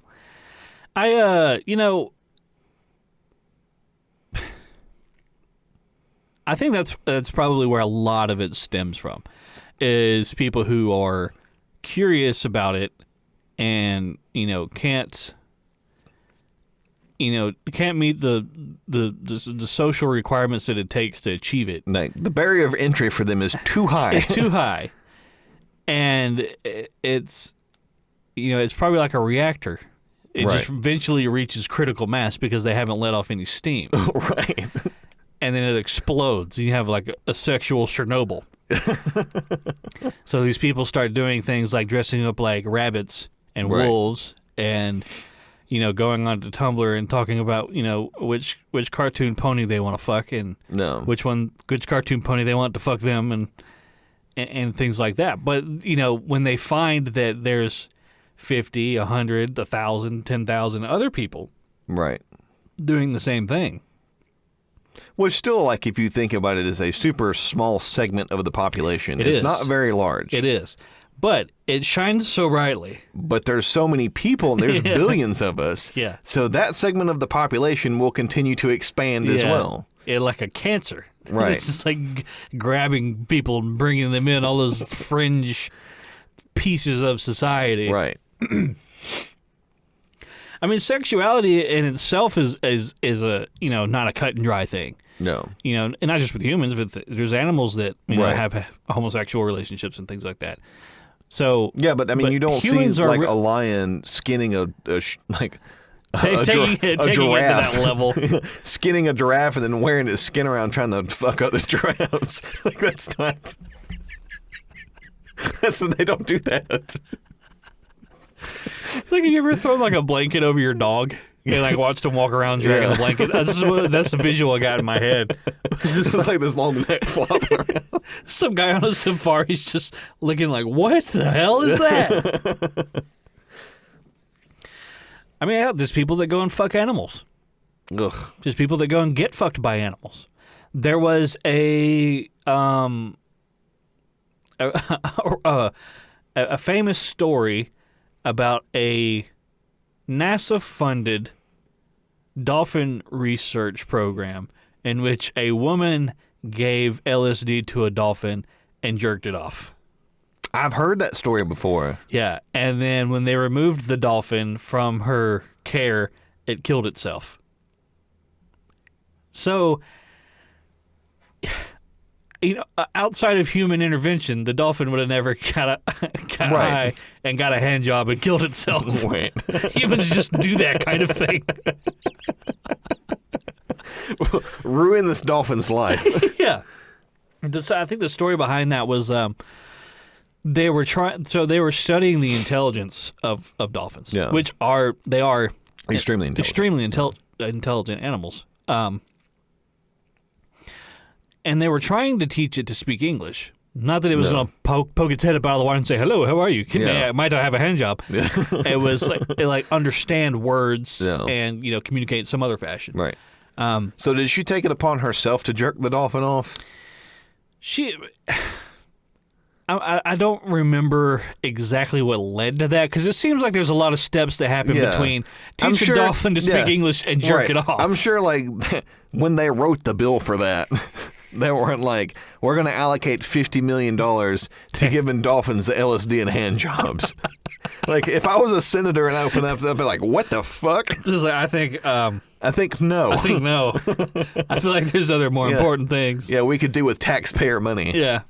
I was like, for $50,000, I'll take LSD and get a hand job. I mean, so they were using LSD to, I guess, stimulate the brain, right, or something of the dolphin. There, put it in a different headspace or something. And using a hand to stimulate the wiener. Well, it was. She was a researcher, and she was like assigned to this one dolphin, and they spent a lot of time together. And they found that the dolphin was having a hard time focusing or something like that because he was horny. And because he's a male, I understand. No. So she was like, well, I'll just fucking jerk it off. And then we can get back to doing... Yeah, there's nothing weird with that. Yeah, I'll just hop down in the tank and grab his slimy dolphin dick and jerk it off. So she jumps in there and she does that. And then the dolphin's like, whoa. Yeah. What was that? So they're like holding this piece of paper and they're saying like, dog, and the dolphin's like, I don't care about that. Get that monkey back in here. Because I got a big old dolphin boner and that thing's going to take care of it. So naturally, the people who, NASA, I believe it was NASA, which I don't know why the space agency needs to know all this. They went and they were like, hey, we're here to check on progress of this thing that we funded. And they're like, what all have you accomplished? Yeah. And it was like, we got high and gave a dolphin a hand job.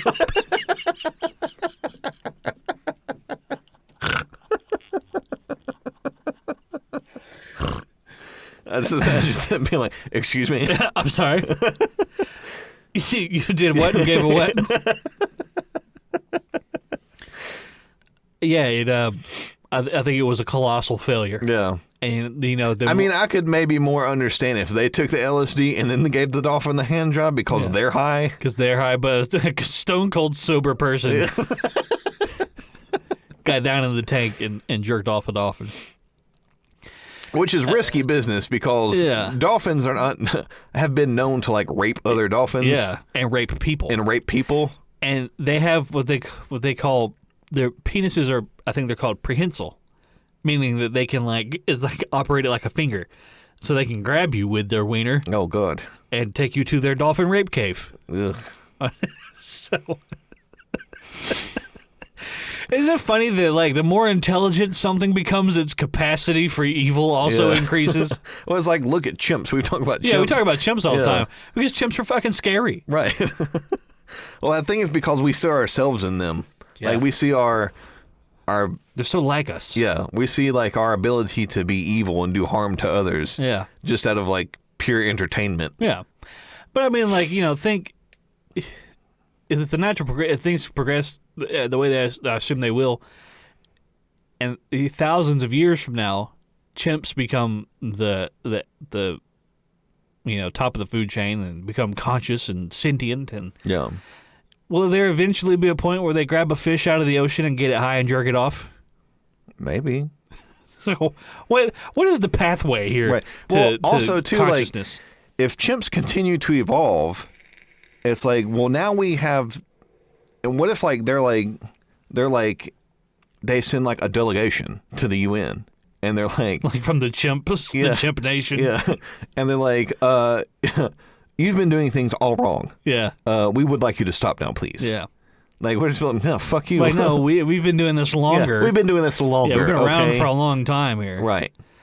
Yeah, we invented the neural link between all humans, so we all know what everybody's thinking all at once. Which is a fucking nightmare. And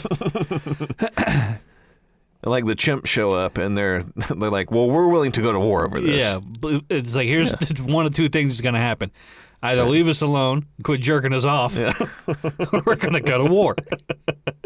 Stop putting tariffs on the bananas, all right?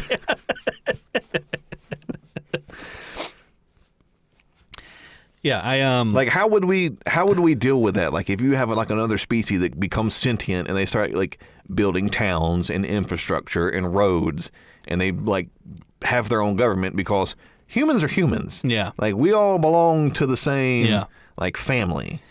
I think that will be the catalyst for Us leaving. us either leaving or finally coming together as a species. Yeah. Because we have another species to rail against. Right. I mean, chimps are already in the Stone Age. They use tools. Right. They fashion a rock to a stick. That's a clear indicator Right. that they're evolving. Their intelligence is involved. Right. And it's not like they wouldn't. I mean, if they continue to evolve, like all species of animals do, it's only a matter of time before they start discovering their own technology. Yeah. Like, I mean, I don't know how far they'd have to go. Because chimps are curious creatures. Like, they go out and they try to, like, study stuff and, like, look at it and, like, what does this do? Understand things. Yeah. Yeah, that's like the main difference between, like, like a dog. Like a dog. Like, if a dog sees, like, something on the ground, it's like a box with a lid, he'll walk over to it, sniff it, whatever, walk away. A chimp might grab it and operate the lid and look inside and, think about it. Right. And ponder it. Right. A dog is off pooping. Right. Looking for the next thing to eat. It might be that poop. Right. Well, it's like I've even heard, and I don't know if this is true or not, but I feel like I've heard that there's actually troops of chimps now that are like domesticating wild dogs. Yeah. Which is a fucking horrific idea. Yeah. Because that's what we did. Yeah. Like we're kind of like we're watching ourselves essentially happen again. Yeah. Like in the past. Like we're watching history unfold. Yeah. You have to wonder, did something watch us do that? Maybe. And it left. It's like, we're out of here. Yeah, getting the fuck out of here. Yeah. And then it went to These Mars. These things are shoving rocks up their ass. So we're getting out of here. It went to Mars and destroyed itself. Yeah. It just annihilated the planet. Real quick before we get out of here, I was reading this article the other day that was talking about the new rover that they have on Mars, Perseverance, I think it is. Yeah. It has found what could be evidence of biological matter. Really? I think it cracked open a rock or something like that, and whatever was inside of it,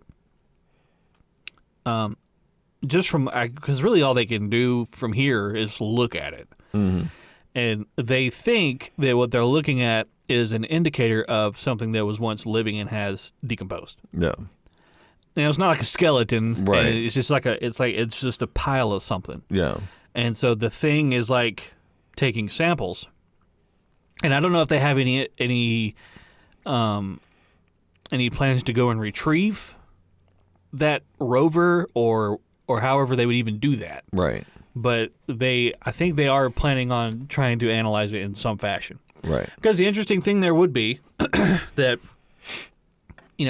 even if it's down to the most minute organism, there's life outside of Earth. Right. And that's not as exciting as like an alien in a spaceship, of course, Right. but it is something. It's, it shows that it is possible for life to exist outside of where Right. we are. Well, it wasn't like they know that there's a type of biological, like bacteria or whatever. Like it's a living bacteria, but it resides on one of Saturn's moons or Titan. something. Titan, yeah. Yeah, something in the one of the oceans of Titan. No. Which isn't that odd. Like a moon has an ocean. Well, Titan's huge. Yeah. Titan's massive. Right. I think Saturn's got something like 83 moons. Right. But like when I think of a moon, I think of like our moon. Yeah. As opposed to like a moon big that's gray rock. the size of Earth. Yeah. Well, I mean, there's, they have seen planets that are Earth-like that are moons, and they Right. orbit like a gas giant or something. Right. Which I always thought that would be so fucking cool. Like, if we ever did become like an interplanetary species, you could go to a planet that like orbits a gas giant, Right. and you could see it up in the sky. Right. And it's this massive fucking Yeah. beautiful thing, Right. My chimp brain would be like horrified. Yeah, terrified of that. It'd be screaming up into the sky. Screaming at it.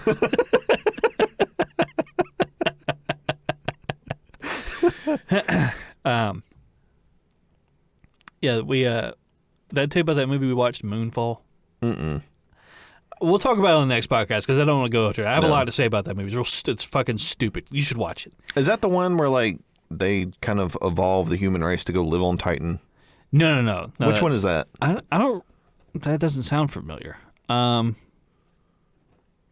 essentially, like they evolve to like have gills and like live in that ocean or what? I remember there's a movie. I don't remember. That doesn't sound familiar. This one was about like the moon crashing into the Earth. No. But there's a lot more to it than that. No. You just have to go watch it. But there's a term for the minimum distance in which a celestial body can be within another celestial body before the larger one starts tearing the smaller one apart. Its gravitational pull Right. starts like tearing chunks off of it. Yeah. So like if the moon ever got to the point where it was closing in on the Earth, it's called the Rorschach limit.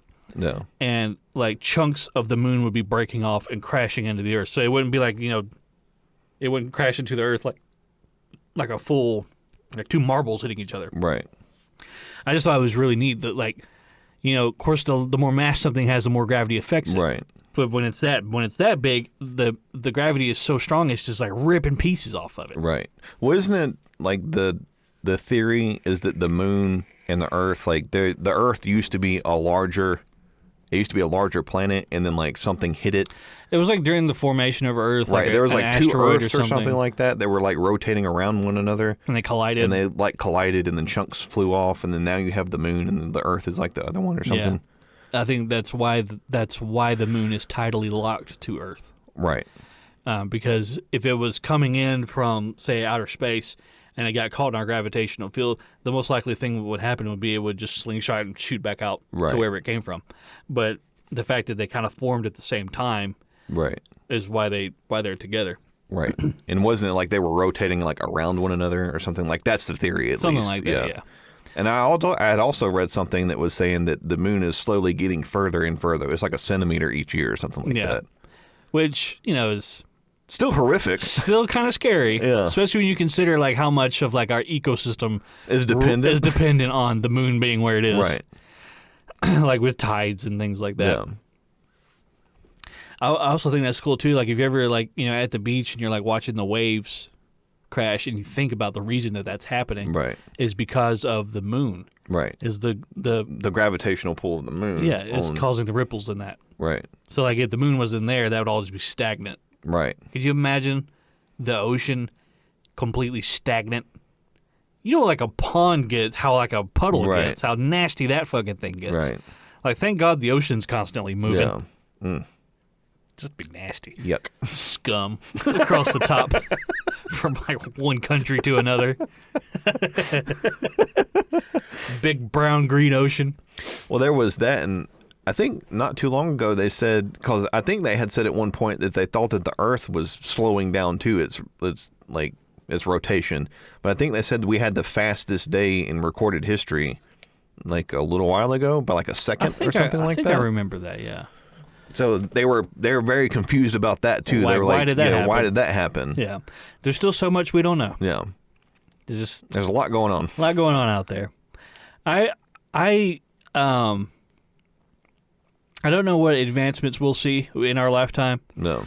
But it is exciting to think about. Like Artemis 1, the Artemis launches Artemis 1 was supposed to launch a couple weeks ago, and they ended up not launching because they had a hydrogen fuel leak that they got under control, but then they also couldn't get one of the booster engines down to the temperature it needed to be for a launch. So they scrubbed the launch, and then I think it's been moved later on to this year. But the plan is, so this one, Artemis 1, the idea is they're going to launch it up to the moon and come back around to Earth. That's like a test run. The next one after that, Artemis 2, is going to launch. I think it's going to be manned, and it's going to have a rover, or a rover, like a lunar module to land on the moon. Right. That's being developed by SpaceX. SpaceX is developing the module, and they're going to land it kind of on the southern pole of the moon. Is where they're going to place it.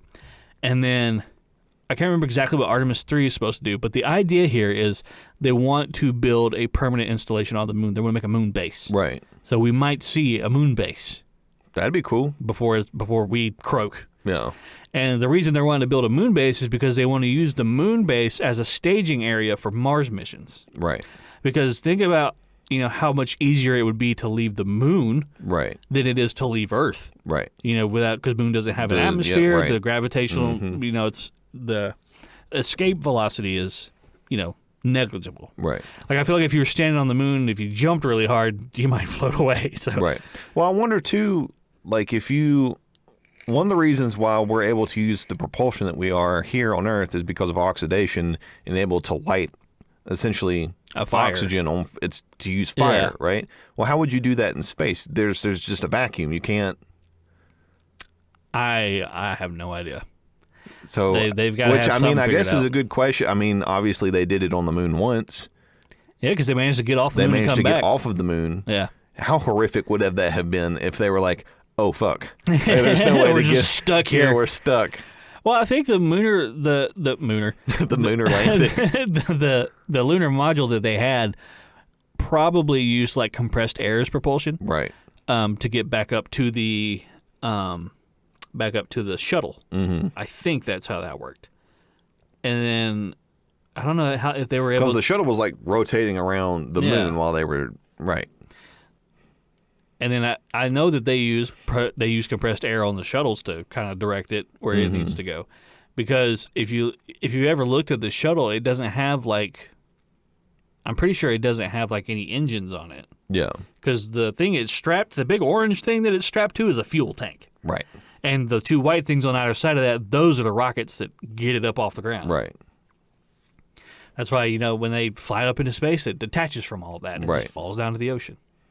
So, but the one that SpaceX has now, they were able to recover those, right? The Falcons or whatever it is, yeah. It fires up into space and then it can land itself on a platform. So it's recoverable. It's reusable, yeah. Yeah. I think the idea is eventually to have commercial space flight. Yeah. So think you go to I guess you'd call it the spaceport. You go down to the spaceport. Everybody, was lugging their fucking trunks and bags and load up into a rocket. And then there's going to be like Aunt Annie's over. And you'll launch up into space, and then 30 minutes later, you're in Beijing. Right. Whereas that would have taken, 12 hours. 12 hours of hours, a 4-hour layover. Right. Now we can just fucking go up into space and then go back down. Yeah, I'm going to have somebody from TSA finger my butthole. Yeah. And then I'm going to go get some Sbarro. I hate the spaceport. I will. And I'm going to go sit in economy. Yeah. It's like, what would even be the point of getting on a first class space flight if it's only going to be 30 minutes? Probably that way you don't have to be like just standing there with somebody like this far in front of your face, just like looking at one another. You're facing each other. Just like this. Like, did you have to drink coffee before you got on? You're just in there like a bunch of cattle.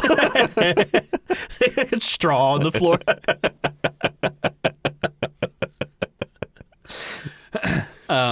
I'll never be on the first couple of those. Absolutely not. Whenever those first come around. There's going to be a trajectory problem, and then you're just going to go out into space. Yeah, just fly There's away. no way to get it back. Or you just explode. Yeah. I was reading this thing the other day. It was talking about like fatalities on planes or whatever. No. Apparently, like in the 60s, people were dying on planes all the time. Really? They're just crashing and hijacking and things like that. And then now it's like 1 in every 100,000, something like that. Kind of got it down to a science. Yeah, it's it's manageable now. No. So if that's how it was for airplanes, right? These commercial space rockets are probably going to have to weed out a lot of issues. Right. You know, I'm not going to be on the first iteration of that. No. I don't think that I will. Well, speaking of which, wasn't there was the Russians did some pretty horrific shit with their space program. I think they launched a dog into space. Yeah, they with no intention of recovering that dog. Was it a dog or was it a monkey? I think both. Yeah. Well, one of them, it burned up coming back into the... That was the dog. That was the dog. Yeah. I think the monkey, they just launched it and it went off into outer space. You know, from the monkey's perspective, the monkey doesn't understand the existential horror of what that meant for him. I just like... They grabbed this monkey out of the forest or whatever and put it in a rocket and launched it into space. Fuck that monkey. It's like the monkeys... Well, it was like a chimp, wasn't it? I don't know if it was a chimp. It might have been like a little capuchin monkey. Yeah. I mean, he's surrounded by... They had like a little spacesuit on him. Yeah, he had a little spacesuit.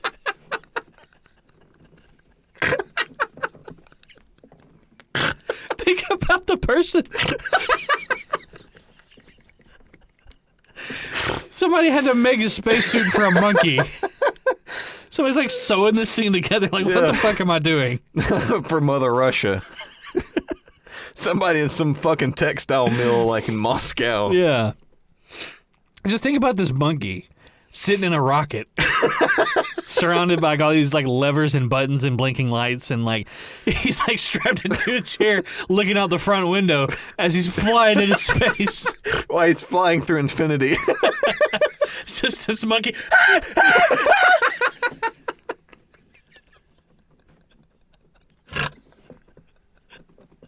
That monkey had no idea when he was born, and his monkey mom was holding him at the teat, that he would be strapped to a fucking rocket and launched into the endless void of space. And then all the other Russians just went home and went to bed. You imagine, like... The fuck out of here, monkey. You imagine, like, a millennia later, or, like, hundreds of thousands of years later, there's probably, like, space travel. Yeah. And there's, like, a space alien race that comes by, and they're like, the fuck is that? That's really gonna throw them off, because they're gonna grab this shuttle that he was in, and they're gonna open it up and see this tiny little thing, this itty bitty little monkey. Yeah. And like, oh my god, this species discovered space flight. They're gonna be like, how interesting. And then they're gonna find like, Earth, and they're gonna be like, wait a second, wait, you launched that into space. With no intention of recovering it. Like, you evil fucks. They're like, why did you send that monkey into space? I don't have an answer for you. We just did. Like, that was those guys over there. Yeah, that's those humans. Yeah. We had no part of that. Like, they do some weird shit over there. You're going to have to go talk to them. I just can't imagine fucking aliens opening up a spaceship and it's just a little monkey in a chair. Just like a skeleton just... Like, it doesn't seem like this thing would have been capable of creating the vessel that he's in, let alone operating it. Yeah, I remember. I think I learned about that in elementary school. They were talking about the space race or whatever, and they just kind of glossed over that part. Yeah, they were like, "Oh yeah, the Russians sent up a dog and brought the dog back, but it burned up on reentry." Yeah, and then they sent a monkey and just never got it back. Wait, just wait. Everybody just went about their day. Wait a second. You doomed this monkey. And then that was it. Did you give him any bananas on boy? Anything? He's just stuck in his little orange spacesuit. Yeah. Until he finally gets sleepy and goes to sleep because there's no oxygen left. So fucked up. That's fucked up. There's no other species that's sending other species out into space. Plucking them from their environment and sending them into space. Well, bye! Have fun up there. Well, you don't... a chimp wouldn't, take a lizard and send it into space. That's not... They're not in the business of doing that. But they might if they evolve to get where we are. These are the same people that had the Tsar Bomba. Yeah. Which, was it it was felt over 5,000 miles away or something like that? Some crazy... 1,000 times stronger than the one dropped in Hiroshima. Right. Do you ever read about that? When they dropped it, they had a parachute on it. Yeah, so that the jet jet could get the fuck away from it. A jet plane, not like the biplane like the Enola Gay was. A jet couldn't get away from it in time, so they had to drop it slower. Right. And wasn't it when they dropped the first one in Hiroshima, they didn't know if they were going to be able to get away quick enough? Yeah, they didn't know. They had no idea.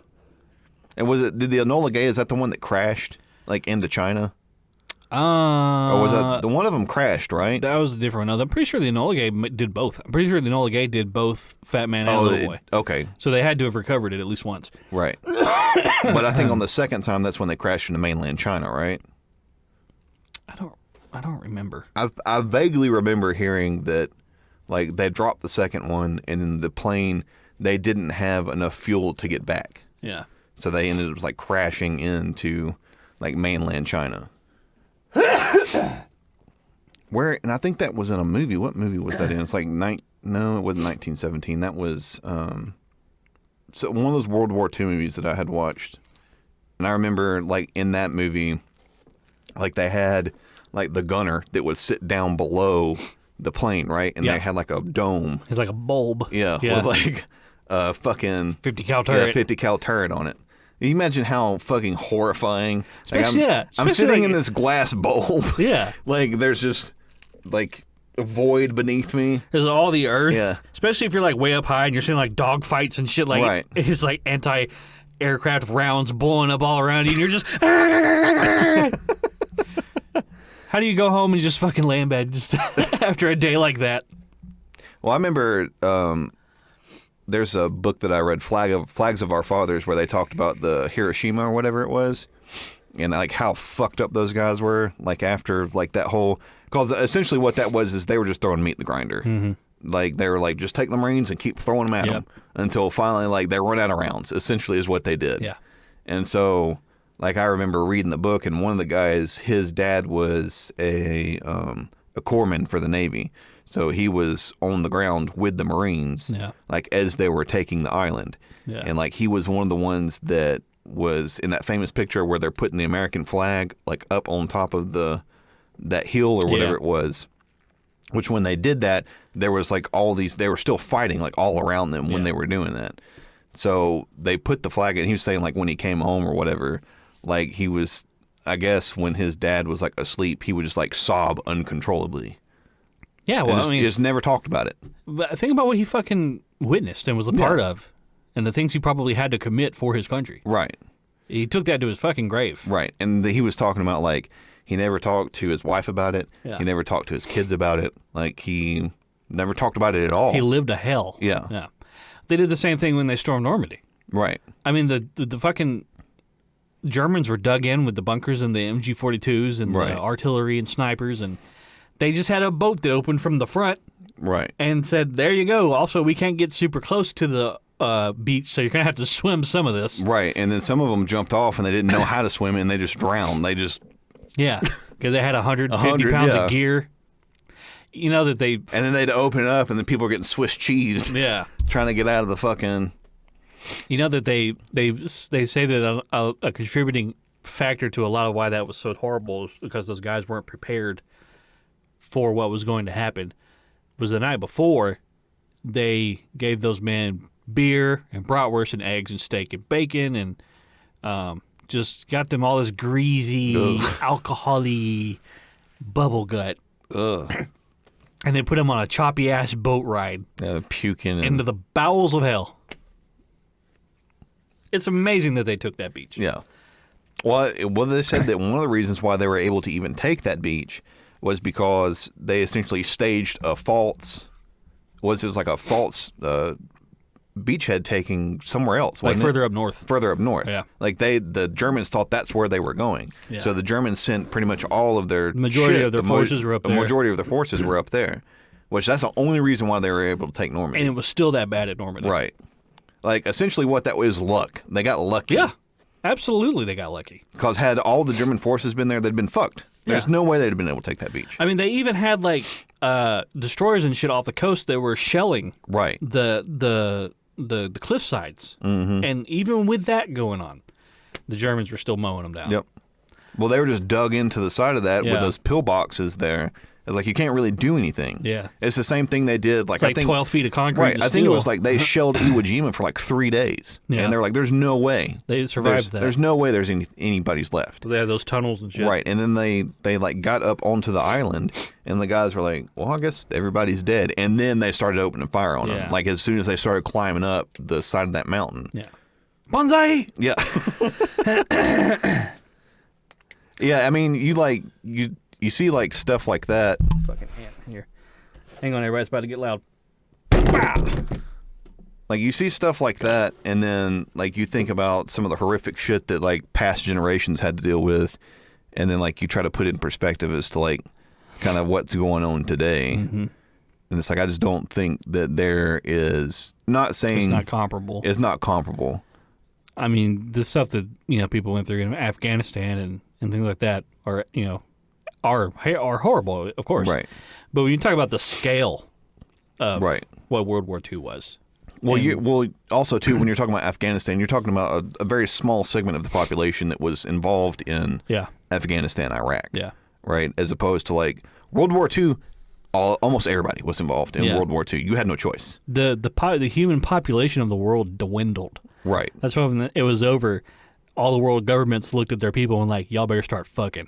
Yeah. Start making more people. Exactly. Because we're low on people. Right. Because we just sent them all into the meat grinder. Especially too, like you think about like Europe, like Yeah. how heavily impacted all of Europe was. Like America, it's one thing because we sent people over there. So like Yeah. the mainland America, like none of like the women were touched. Like, but as far as like over there, They had like men, women women, snipers. children, yeah, like dead, just all of them dead. Yeah. And like the population took a long time to recover from that. Mm-hmm. Yeah, it was they called it the First World War, they called it the war to end all wars. Right. And then 20 years later. And then 20 years later, they had an even another. worse one happened. Right. So it's like maybe humans are just kind of awful. Right. Well, it's like, yeah, I mean, they had the armistice on the first one or whatever. The Treaty of Versailles, yeah. Yeah. So which it was essentially just like, It was supposed to like, be hey, time out. yeah. Yeah, we need time to recoup. Right. Everybody get a second win, and we're just going to do it bigger and better. Right. And so like a lot of people are like, I don't understand how Hitler could have come to power. It's like, well, you don't really understand what happened to Germany after Yeah. World War I because they started it. The state of mind Yeah, that 'cause, those people were in and like- where their economy was. Right. Their money was worthless. Mm-hmm. Like it cost them like 10,000 francs to buy a loaf of bread. Yeah, you see that picture of the kids like playing with bricks of money, and, like, Right. as It was toys, worthless. because they had no value. Right. Yeah. It's like, and then Hitler came in and he like revived the economy and got them up and going again and made them a world power. It was like the World's Fair in 1932 or something Yeah. like that. And then they had like the Olympics, and essentially like they had become a world power in less than like 20 years. Unheard of. Unfucking heard of. Unheard of. Well, most of them were, now that we find out, most of them were taking meth. Yeah. So the whole country was on meth. Pervitin back then. Exactly. Yeah. So that's how they were able to get to where they were. Yeah. But like you take somebody, like essentially they became a third world country. Like their economy was in the shitter. And then you can talk about a rebound. Right. And they rebound to become like the world power essentially. Because at that almost time, took over the world. Yeah, at that time the US was not the US. Yeah. Right? So they were the world power for a while.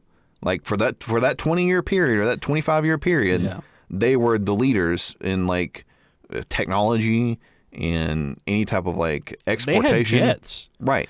They had prototype jets. They didn't get. I don't think they really got a chance to use them before the war was over. But they had them. If they had rolled those out, I mean, it had been done. It had been done. Right. Especially if they would have been the first ones to get the atom bomb. Right. That was the race, right? That was we have to get our hands on this weapon. And the only reason we got it was because we took their Nazis. Right. Exactly. Exactly. So how about instead of killing droves of people for them, you come kill droves of people for us? And we won't hang you when this is all over with. Exactly. We'll just pay you a bunch of money. A whole bunch of money to send you down to fucking Argentina. Well, I think that's about all the time we got for today. We might have went over a little bit, but there's a little bit of extra content for you for the listeners. Thank you again, everybody, for listening, and thank you for all the continued support. Like I said, we hit 2,500 downloads, so that's a big milestone for us. Again, we have a special treat for you guys in the month of October. Like I said last time, we're gonna kind of switch up the theme of the podcast a little bit.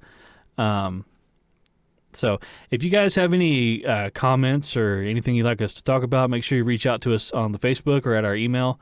You can also follow us on Twitter. We're there as well. If we said anything on the podcast that you disagree with or we are flat out wrong about, make sure you send us a correction, and we'll read it out here at the end of the podcast on a section called I'm Sorry. I think that's all I've got. Wesley, do you have anything you'd like to say?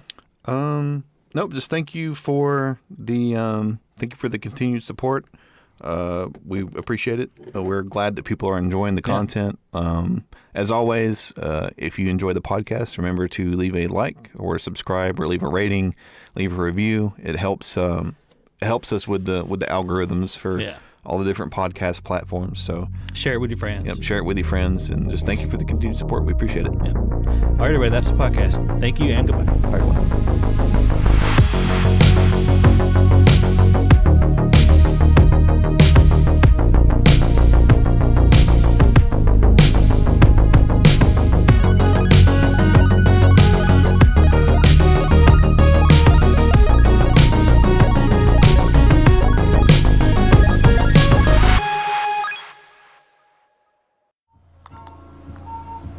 Brit Barbie.